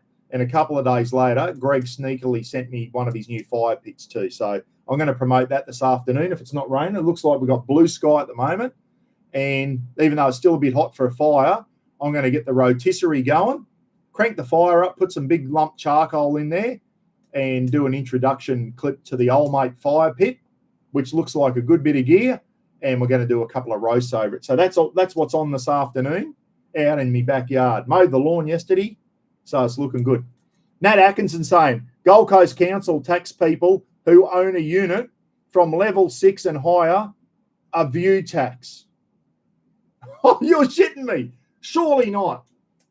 Gary Pye will be able to confirm that. Gary, are you on? And can you confirm that you pay a view tax? What a load of shit. Can you? That's as bad as the sun. That's worse than the sun tax. No, it's not. They're both as ridiculous as each other. A view tax. You can't make this shit up, can you? If you come into Gold Coast Council, tax people who own a unit, piss off. If I was the Prime Minister, I'd be going, if I found out about that, I didn't even know such thing. I'd be going, bullshit. Another Bucks executive order. Gonski, that's bullshit. There is no view tax. There will be no sun tax and all these other bullshit taxes that do nothing except screw people over and make their life a misery and make it harder for them to survive, make it harder for young people to buy a house because by the time they pay their rent and their electricity and their sun tax and their view tax and all other bullshit taxes they have to pay, and the high cost of fuel, the high cost of, they go and do their grocery shopping, they're another 300 down. They got nothing left over to save for a house. They're living from bloody week to week. I'm getting on a rant now, but I love it. I love having a rant. Do you think it's worth putting battery in your house? At the moment, I think Phil, that was sitting on about 50%. And then when Phil came in and told what the cost was, and that it still won't run your air cons at night, it's gone up to 61%. There you go. Ridiculous. What was I going to do? Do you live in a high-rise, Mark? No, Marky doesn't. Gary Pye does. Gary Pye lives on the Gold Coast, and he's up high. He sent me a few photos of his barbecue on the balcony, and you can see how high up Gary is, looking down to the. He's got a beautiful view of the beach there on the Gold Coast. So Gary's probably paying a view tax. Surely not. That what a load of shit. Someone with some balls needs to go, hey, Gold Coast. No, that ain't happening. You would have got enough taxes and stamp duty to build that high-rise building. Builders get, all the people who pretty sure you can grow tobacco. Yes, you can. They call it, John, chop chop. And they used to grow tobacco up in Mareeba, guys, which is the Cairns hinterland from here. And when I was a copper, they used to go, there's a truck coming down from Mareeba down the Palmerston Highway. We think it's full of chop chop. And we're missing out on all our tax money because they're selling chop chop illegally, which is chop chop's just tobacco, guys, raw tobacco. And they're selling it cheap because of the price of cigarettes. Everyone was just buying chop chop. Anyway, we intercepted a few trucks coming down, opened them up. No chop chop in there. I don't know where customs were getting their information from, but they were right off the money. But yeah, all the high. John, we pay for a packet of 50 cigarettes here. The cost is nearly $100 now. Now, when I was in high school smoking Winnie Blues, everyone, as all high school kids do, Winnie Blues, you had to have a packet of Winnie Blues in your thing to impress the girls. I don't know, what were they? A couple of bucks a packet. A pack of 50 tailor-made cigarettes now, or a 50-gram packet of tobacco, is about $100. Don't quote. So is there any smokers out there that can tell us how much a pack of 50 is now, or a 50-gram pouch of tobacco, rolled tobacco? Dad used to smoke log cabin fine cut, everyone, and it came in a tin. I used to love rolling smokes for Dad, and it was proper tobacco. And you used to get it out of the tin, put it in your hand, and you had to grind her up in your hand like that for 30 seconds or so, grind it up, and then you'd have your paper in and then you get the paper and put the tobacco in and make Dad a rollie. And if Dad and Mum ever went out, Mum and Dad ever went out at night and Dad left his log cabin around, I rolled myself one in high school. I don't smoke now. I haven't had a smoke in my gob for about 25 years now, guys. I've never really been a full smoker. I used one of these guys go out on the piss with the boys, and when you got on the grog, you'd have a durry because it was the thing to do. I regret ever doing that now. I wish I never even put a cigarette to my mouth, even when I was a young fella at school.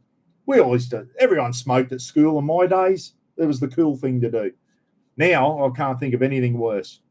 Not only for the cost, but also the health thing of it. The lolly smokes. Now, Aussie, remember the packet of lolly smokes, guys. Lolly, John, candy. We call it lolly here. Candy smokes, lolly smokes.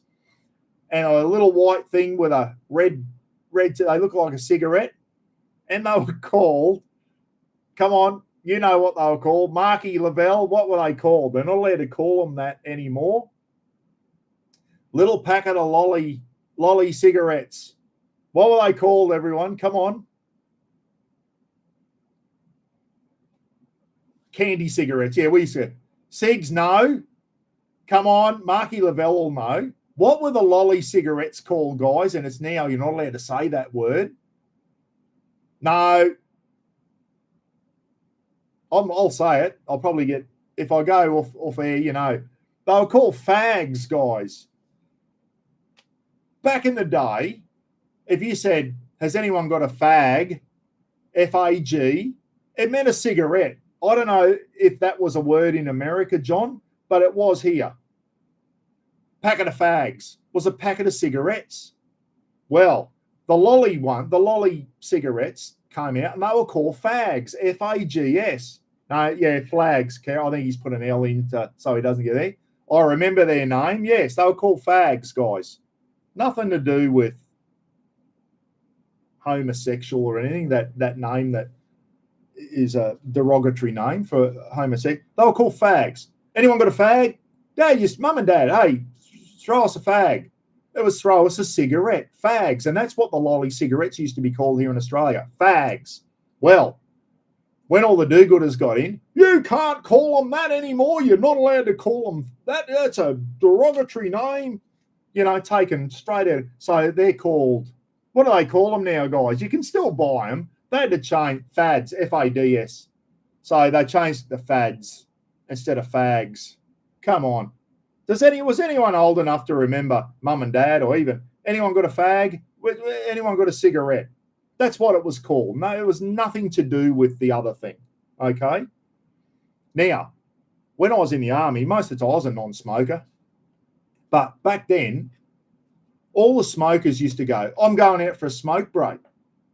And they'd leave you to do all the work.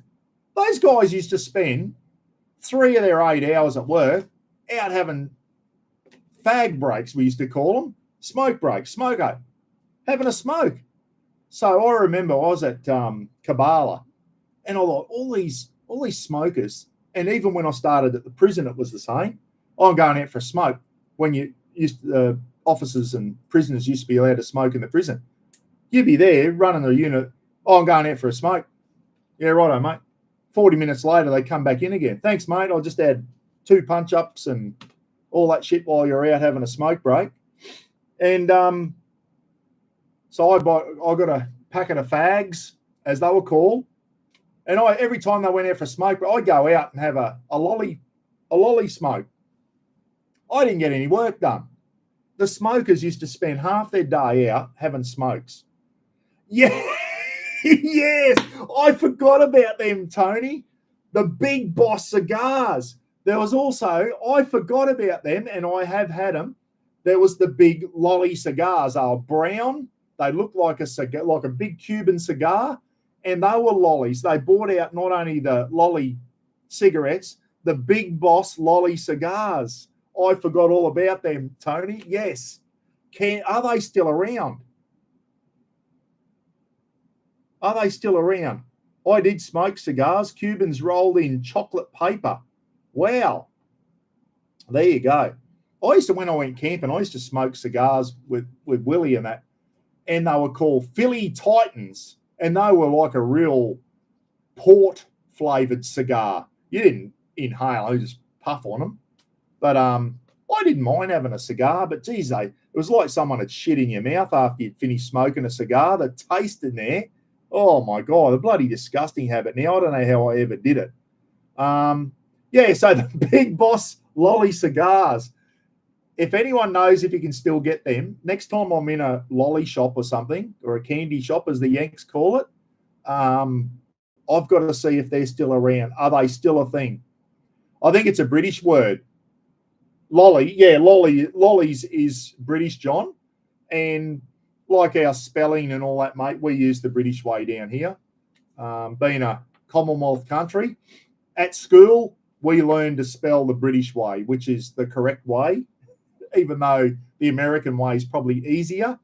We're brought up at school, mate, with English spelling, not US spelling. Although it's creeping in now and it pisses me off. I hear young kids now going, I just got to do the math. No, it's maths, not math. It's maths, plural for mathematics. Honour, Honour. We put a U in, whereas you guys don't. Defence, pissed me off, and I sent him a message. Our former Deputy Prime Minister, John Anderson, guys, has now got a YouTube channel talking about defence and all that. He was never interested in it when he was Deputy Prime Minister. And he's talking about the state of the Australian Defence Force. And he's got defence spelled DEFENSE.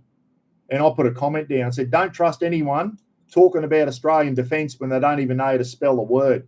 We spell defence DEFENCE here, mate, the English way. I know you spell it with an S. So, but it's creeping in here, mate. A lot of the young kids nowadays, are, for some reason, using American spelling. They see so much of it on the internet now. They're starting to use it, and it pisses me off. I'm an old traditionalist. I still spell everything the UK way. I'm sure at school they get taught the British way to spell because we're a bloody Commonwealth country. But it's starting to creep in. And a young fella the other day said, I got some sushis. He got the calculator. I just got to do the math. And I said, hey, mate, it's maths, not math. I said, you've been watching too much American shit on the internet. It's maths. I chipped him on it. Yeah, so there you go. You're probably thinking, Buck, why are you making... I don't know. I'm an old traditionalist. I hate seeing kids spelling shit wrong. Spelling things the American way. We spell the English way down here. But we see so much of it on the internet, it's starting to creep in. Now, was there anyone got any questions, guys, before I go? I've been on an hour 49. We'll go to a couple of hours. Anyone got some questions for me? I'm making sure I haven't forgotten anything here. Oh, the election's on the 3rd of May, everyone. That was the other poll. Should we, in America, they have 4-year terms, as we know, with the American president, that they have 4-year terms, and they can do 2 terms of 4 years. So like Barack Obama went for 8 years. Trump had his 4 years earlier on, 16 to 20, and then he got voted out, but he's back in again. So he can only do another 4 years. In America, you can only do a maximum of 8 years. I think Trump might be trying to change that so that he can be the president for the rest of his life. He wants to be the king of the Western world. He'd make himself king if he could, that bloke. But here in Australia, we only have 3-year terms, everyone. So should we go to 4-year terms? Should we go to 4-year terms for our politicians? Start a poll. Now, I'll give you the good and bad points there. And I know the first thing that you're going to think is, imagine if we had to put up with Albo for another year. That goose is here for 4 years, and 3 years has been long enough. Don't give him another year. I get it. If you get your vote wrong, which I believe we did last time, I believe we got our vote wrong because he's turned out to be an absolute dud. I don't dislike. I think he's got a good heart on him in that Albo. He's not Prime Minister material. He's not. He's too weak. So do we need to go to 4 years? The good thing about 4-year terms is if you're a government, say Peter Dutton has got vision of what he wants to do, how he wants to take this country forward, you've got a better chance of doing that in 4 years. And if you do a good job and get voted in, you've got 8 years to get it done. 3 years comes around a bit quick. So there's pros and cons there. The good thing is 3 years, if you vote in a dud, you can get rid of him quicker. Hopefully that'll happen this time. But they don't have as much chance to get their visions done. So there is some good and bad points. Should we go to 4-year terms? I think I know everyone's automatically thinking about the current Prime Minister and going, no, 3 years is long enough. If they're diddly donks, you only want them in for 3 years, not 4. So I think this poll's going to go the way I thought it would. But in America, they got 4-year terms there. And I know Albanese and Peter Dutton have both mentioned that they would like to go to 4-year terms, probably because they're thinking, if I'm in the job, 4 years gives me a better chance to get done what I need to get done. 3 years is a bit short. So there are some good and bad. What's Kevin Rudd up to? I don't know, John. He's our... if you don't know much about Kevin Rudd, mate, he used to be our Prime Minister. He was a member of the Labor Party. I didn't like the guy. I didn't like him. He was a bloody precious little hair flick. He used to flick his hair all the time. I didn't like him, mate. I rate him as one of our worst ever Prime Ministers, Kevin Rudd. And I heard someone once, he was on the RAAF jet and had a hissy fit and was having a go at the stewards on the Air Force plane because what he wanted, the food he wanted wasn't on there. And he was a real precious sort of prick and had thin skin. Kevin Rudd, didn't like the guy. And he's over there as our foreign minister to the United States at the moment. When Trump got voted out the first time, he came out and was going, oh, it's the best thing that's happened. We don't have to put up with him in it. Well, guess what? He's back in again. And I don't think he gets on real well with the president over there. And if I was Trump, I would have probably put one on his chin now. He said some pretty shit things about Trump.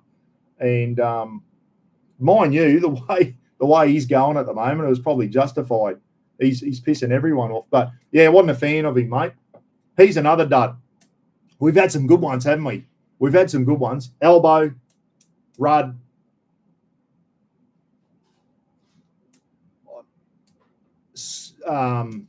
Turnbull, Malcolm Turnbull.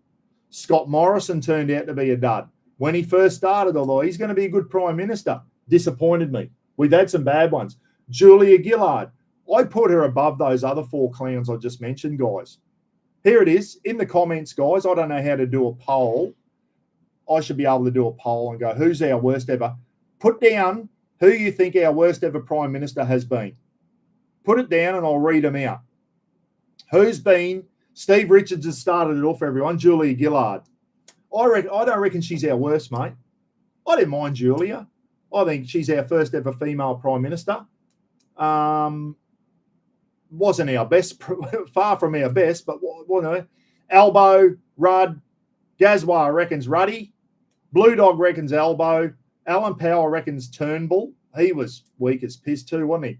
Mick Reed, he's coming out shit talking Trump on social media at the moment. Mick Reed in Albo, Black as Abbott, and I kind of agree with a bit of what he's saying. Jennifer G, Paul Newcomb. Oh, I was going to go. Paul Newcomb, he's never been Prime Minister. Jennifer said, I agree, Paul Newcomb. I'm thinking, I don't remember a Prime Minister called Paul Newcomb. No, Tony Abbott, Nat Atkinson. No, I'd put him up there. I'd put Abbott up there. I thought he was one of our better ones. I like Tony Abbott. Had a few bad points, but Nat didn't like Tony Abbott. Grant Saywell, Albo, Minnie Mouse. Julia cared about everyone. The boys' club got her out. Yeah, I agree. I think Julia had a good heart on her, and I think she did some good stuff. The boys ganged up on her. Yes. I don't think she got a fair go either. Rudd, Greggy Campbell reckons Rudd. Pete Ryan, Albo. I think Albo's winning this. Who's that? Zalka Dower, buddy, 101. Harold Holt. Harold Holt was the worst swimmer of all our Prime Ministers. John, if you're watching, and Andy Riches, Steve W. up in the UK, Harold Holt, he went swimming off Portsea Beach in Melbourne one morning, went for his morning swim, never found him. Never found him again. He most likely drowned, got taken by a rip and drowned. They never found his body. And all the conspiracy theories that a Russian submarine kidnapped him. What was the other conspiracy theory? Oh, no, there was a few good ones getting around. More than likely, the poor bugger got either taken by a shark, taken by a great white shark, or he got ripped out to sea and never seen again. I don't think they ever found him, did they? So, and there's an old saying down there, I'm going to do the Harold Holt. When you're at a party and you want to, and you're about to leave, you're at a barbecue or whatever, and you go, I'm going to do the Harold Holt, everyone, which means you're going to do the bolt, which means you're going. So the Harold Holt, I'm going to disappear. That is I still use it all the time. I'm going to do the Harold Holt, everyone, which means you're going to disappear and you're going. Because Harold Holt, our Prime Minister, poor bugger, went for a swim one morning off Portsea Beach, I think it was, down in Victoria, and was never seen again. So, John, if you didn't know that, we lost one of our Prime Ministers. He went missing when he was swimming, either a shark or Why the Prime Minister was swimming by himself with no one keeping an eye on him, I do not know. Imagine if that was the President of the US, he would have had about 30 lifeguards in the water with him. Elbow, Aussie reckons Elbow. Newey Joe, Elbow, by a mile, yes. Ray Newman reckons Rudd. Jace Clark reckons Elbow. David Brain has retracted his thing for some reason, and now I've lost where I was. Yeah, Daniel Andrews should go for a swim there. Absolutely, Paulie Newcomb. Yes. A great white shark kidnapped him. Yeah, I think that's more of a likely story than a Russian submarine. That was getting around for a while, wasn't it? Harold Holt got kidnapped by the Russians. They had a submarine off Portsea Beach and they knew he swam there every morning. They kidnapped him. Bullshit. More than likely, Mick Reading's on the money there. Great White might have kidnapped him. Howard paid off the Australian debt. Yeah, when John Howard and Costello was the finance minister, the treasurer, we were in the surplus, guys. Now we are $1 trillion in the hole. This country, as pissy little country of ours, is $1 trillion in the hole. America's about 33 trillion in the hole. Dear oh dear, how do people let their budgets get so bad? We just keep spending. It's like having a credit card with an unlimited, that's your credit card. You just go into the shops, I'll buy that, I'll buy that, I'll buy that, I'll buy that, I'll have that, I'll have that. And before you know it, $30,000 red on your credit card, which people do. People used to do it, have an unlimited credit card. And that's what our politicians have done to this country. They've racked our credit card up and got us $1 trillion in debt, guys. I don't even own a credit card anymore. I cut the bloody thing up. I got it there years ago. I got it down to zero and I cut the frigging thing up. I don't even own a credit card. The only money I can spend is what's on my card. If I run out of money, I can't buy anything. It's as simple as that. I think a lot of us need to look at that. If you're out there, guys, and you've got a credit card and you're maxing it out all the time, try and do something about it. Friggin' don't rely on it. I know it's easier said than done now, and maybe a lot of people are racking up more credit on their credit card now because they can't keep their head above water. And that was my next poll, and I knew I'd forgot something. That's my next poll coming up. This one's run it. Should we go to 4-year terms? 68% said no. Yeah, I thought it'd go that way. Yeah. So now remember, everyone, this is anonymous. No one knows who's voting, okay?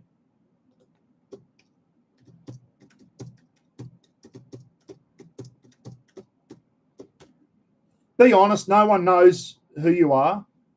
Are you living pay to pay? I had when I had a mortgage and that, guys, and I was a copper and in corrections and that, I have to admit, I didn't have I was kind of living pay to pay. I really was. I was living pay to pay for most of my working career while I still had the mortgage and all that. Now, me and Roz have finally paid this bloody house off. We got our head above water a bit. Well, we're not rich, let me tell you that. But, yeah, so we got our head above water. We really did. But it took 40 years to get there. And I'm sure Phil Taylor will be the same. I'm sure Phil Taylor has seen, as when he was running his business and that, and seeing how much money he's had to borrow and all that. And it took a long time to punch through the other end to finally get some clear air.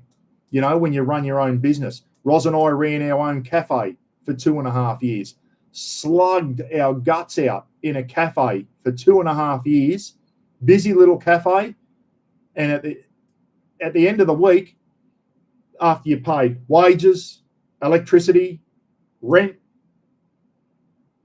phone, and all the other expenses, that bloody GST and all that shit, you go, did we just slug our guts out all week for that?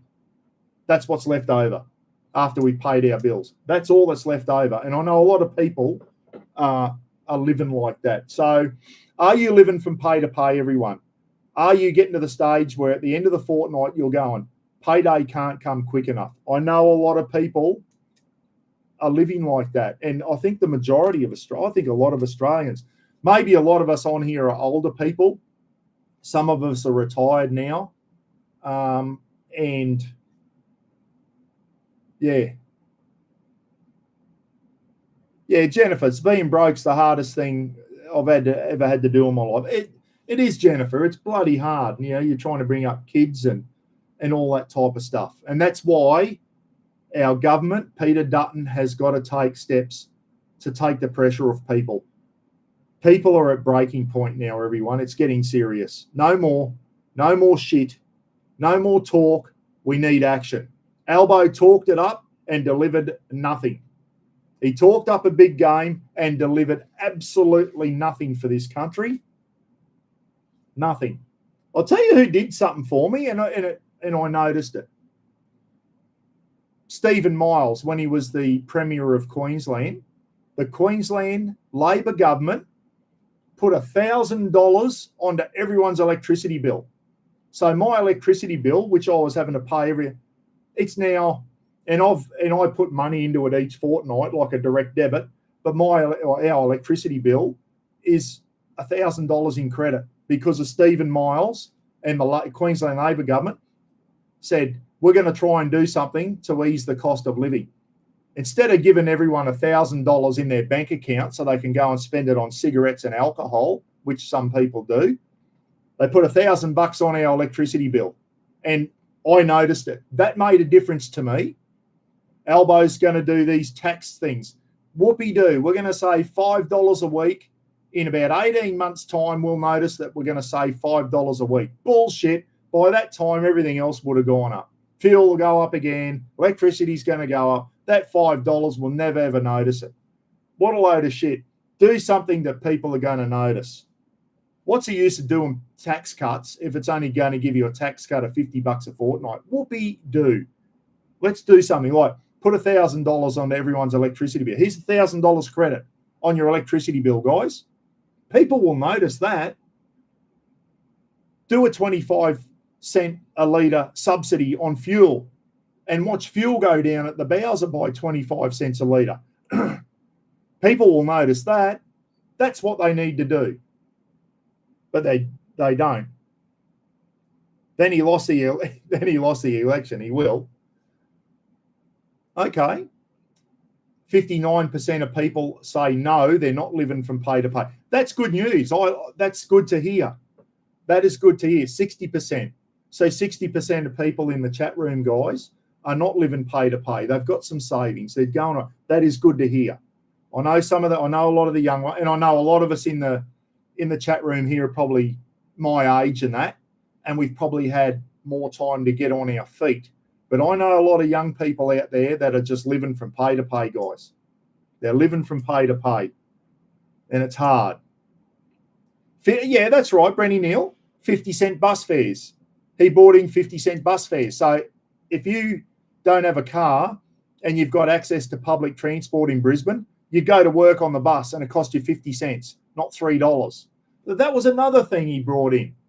He was also going to bring in free lunches for kids, primary school kids, free lunches or something, which means the parents would know that, knowing that your kid can go to school. I think the Americans were talking about this as well. You got a kid in primary school, they go to school, they can go to the tuck shop and have a sandwich and a piece of fruit for lunch. That's taken financial pressure off people as well. He didn't bring that into fruition. Okay, Stephen Miles. You know what? I would like to have seen him.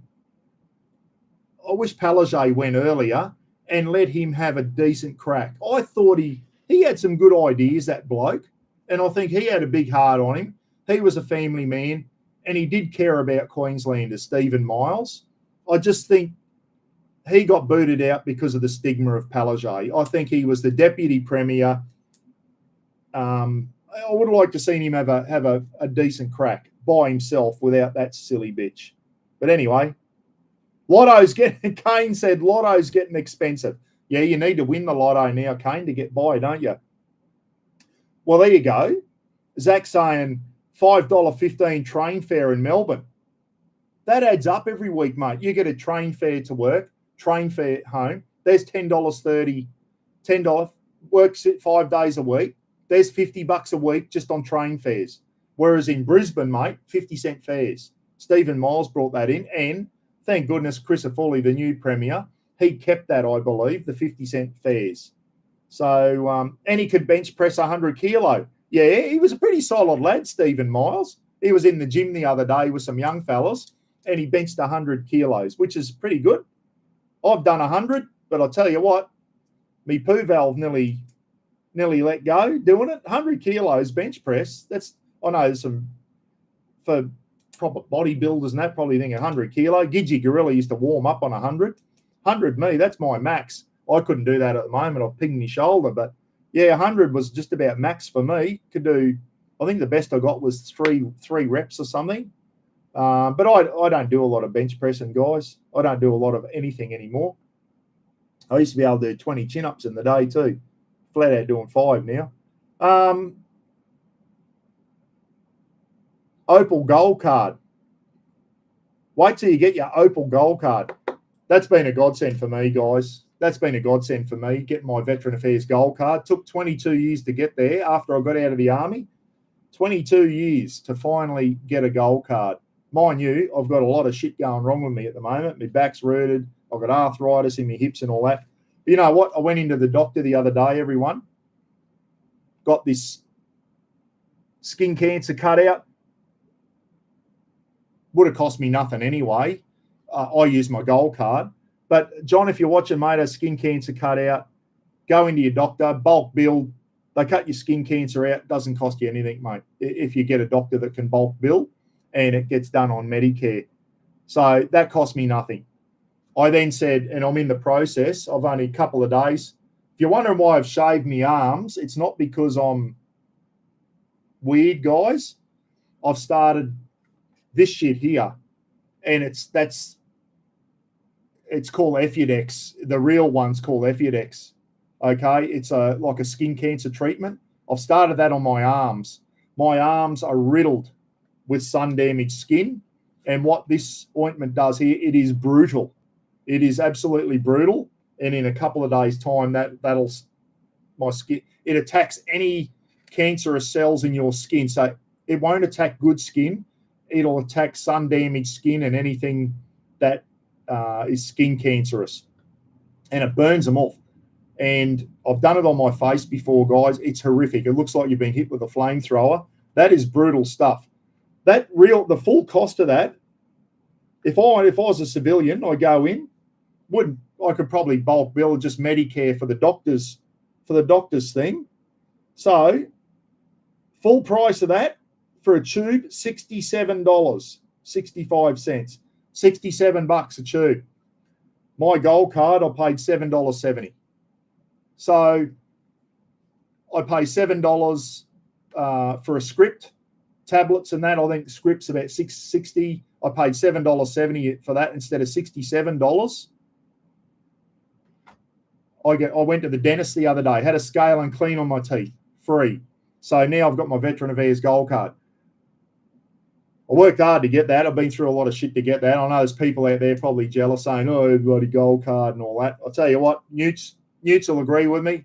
We go through a lot of shit and we've put our life on the line to get that card, guys. Been overseas where bullets could have been coming back at us and to get that gold card. So I'm very, very lucky. I get free medical now. On Tuesday, wish me luck. On Tuesday, I've got to go to Cairns to get a camera put down the eye of my old fella so they can check out if there's any damage to my inside of my bladder because I've got prostate problems. So I'm looking forward to that like a hole on the head. Okay? Do anything to me except when it's to do with the old fella or my eyes. I'll get squeamish. So I've got to go. They put some sort of numbing gel and then they put a probe down my old fella up into my bladder to make sure I haven't got a damaged inside bladder. That's on Tuesday afternoon, guys. I'm getting a bit nervous, I must admit, about that. I'm not looking forward to it. And what I'm not looking forward to, I think when they do that, the air conditioner is very, very, very cold. If you know what I mean. It's all air conditioned in there and it could be cold. That's another thing I'm worried about. I hope there's no female nurses in attendance. So, yeah. And then if there is any damage inside my bladder, guys, I'm going to have to take the plunge and get the prostate operation and get that cut, shaved, so I can piss properly. I know not be a dribbler anymore. I go to the toilet thinking I can piss over a 10-foot picket fence and I'll piss on my toes. That's what it's like. There's blokes in the chat room. Mr. Bullet will be one of them. He'll know what I'm talking about. Mr. Bullet does know what I'm talking about because he's gone, you'll become a dribbler, not a piddler. Exactly right, mate. Exactly right. So, yeah, that's on Tuesday, everyone. I was trying to think of a way to get out of it, but I got a man up. And I thought when he said we numb it, before we put the probe in with a little camera on there, before we put the probe in, he said we numb it. And I thought he meant a local anaesthetic with a needle into the eye of me old fella. And I said to him, I said, nah, it's off, mate. You're not doing that. You're not putting a needle near the end of my old fella. And he said, no, you idiot. He goes, it's a numbing gel. And I went, oh, thank God for that. Has anyone ever had local anaesthetic? I had it the other day to get that bloody skin cancer cut out, and it stings like a mofo. Let me tell you, it stings. It absolutely stings. Newt said shrinkage. Absolutely, mate. I think they put the aircon down to about -5 in that place. And, yes. So I'm not looking forward to that. I hope they turn the aircon up a bit higher.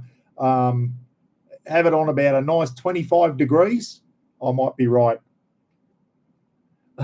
Hot nurse will apply the numbing gel. Yeah, I doubt it. It'll be some big hairy-ass bloody male nurse. And he'll go, come here. I'll put this shit here down the eye, old fella. How do they do that? I'm not looking forward to just getting the numbing gel in there. How do they do that? My God. With a syringe, or do they a cotton bud? I don't know. I don't even want to think about it, guys. I said to him, you see, you got to put me under general anaesthetic. I said, you're not going anywhere near me, old fella. You got to put me out. He said, we don't put people under general anaesthetic for this. He said, it's a 40-second procedure. So numbing gel, probe, have a look, out it comes. And he said, your first couple of P's after it might be a little bit stingy. And I said, you got to put me out, mate. I said, you're not putting a needle in me, old fella. He said, no, it's a numbing gel. So I'm going to be awake for it. I'm not looking forward to it. So we'll see how we go. I'll let you know. Next live feed, I'll tell you. Blokes are probably sitting there cringing now going, no, we don't want to know about it, Buck. We don't want to know about it. So there we go. Anyway, I think I've said everything. I'm going to let you get on with your thing. I'm not going to sit here and jibber jabber. 2 hours 15, way long enough. Thanks for tuning in today. I forgot about that poll. Are you living pay to pay? 60% said no. That's good news. I wish it was 100%. 60%. Well, that's good. I know a lot of the young kids are doing it hard. How are they going to ever... Paul Melita will be me nurse. Yeah, no, my luck, Paul will be. And he'll have cold hands. He'll probably put his hands in the freezer before he touches it. So, oh dear, some serious news. Steve Dyson, dad died of prostate cancer, and I had it definitely to get it. Yeah, and I've definitely got to get it checked out. This all started years ago, guys. I had my annual, every July when it's my birthday, I have blood tests because I'm over 50. Check everything out. Cholesterol, do it. If you're over 50, guys, have an annual blood test and get your health. If you've got any sort of things going wrong, best way to pick it up is by a blood test. And if you're over 50, you're mad not to get it done. Doctor said, you need to come in and see me. High PSA levels, which is to do with your prostate, which could mean prostate cancer. So I've had since then I've had a colonoscopy, guys, where I've had a GoPro shoved up my ass. Colonoscopy. What was the other thing? That's what I said to the nurse. I was about to go under general for that. And there was a male nurse. He had his mask on. And just before they were about to inject me with a general anesthetic, I looked at this male nurse. He's got his mask on and his hat. And I said, hey, mate, how big's this camera? It's not a GoPro, is it? He just burst into laughter. And next thing you know, that was the last thing I remember. I was out, and then I was it was all over. So I've had a colonoscopy done, camera up the bum, and then I had to have biopsies, 6 biopsies on my prostate. Had to go under again, and they actually take 6 biopsies of my prostate. They came back, and I was cleared of cancer, which was bloody good news there, mate. It was good news. But it's still enlarged, and it's still causing me dramas. I can't empty my bladder properly, which means I have to go to the toilet more often. And when I do go to the toilet, I said before, and I was joking, but it's true, you're busting. It feels like you could piss over a 6-foot picket fence, and you end up missing the toilet because there's just no power in your piss. And there's probably other guys in here that know what I'm talking about. So see you later, Andy. Enjoy your night, mate, and enjoy your Sunday tomorrow. And Steve W is probably out walking his dog.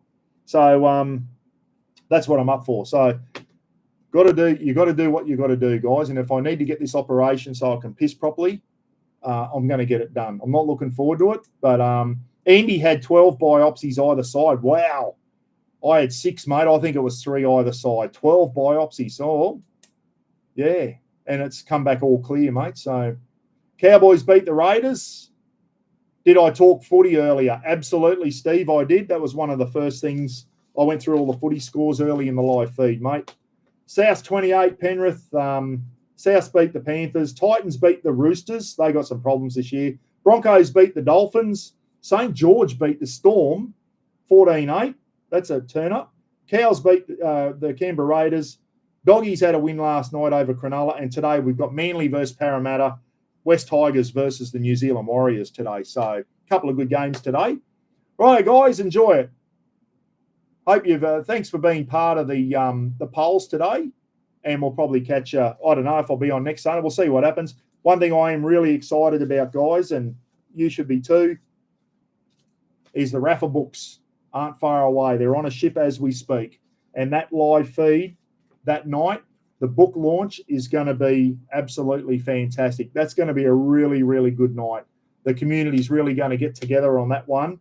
And let me tell you, there's an item coming that someone's going to win, and it's bloody next level. It is unbelievable. I had a colonoscopy every 2 years because I had polyps. Yeah, okay. So Newts gets one every 2 years. Look after your health, everyone. If you've got problems, fellas, don't bury your head in the sand. Get it looked to. I know we don't like going to the doctor. Men are bad for it. I'm one of them. Hate going to the doctor. But when you get over 50, things start going wrong.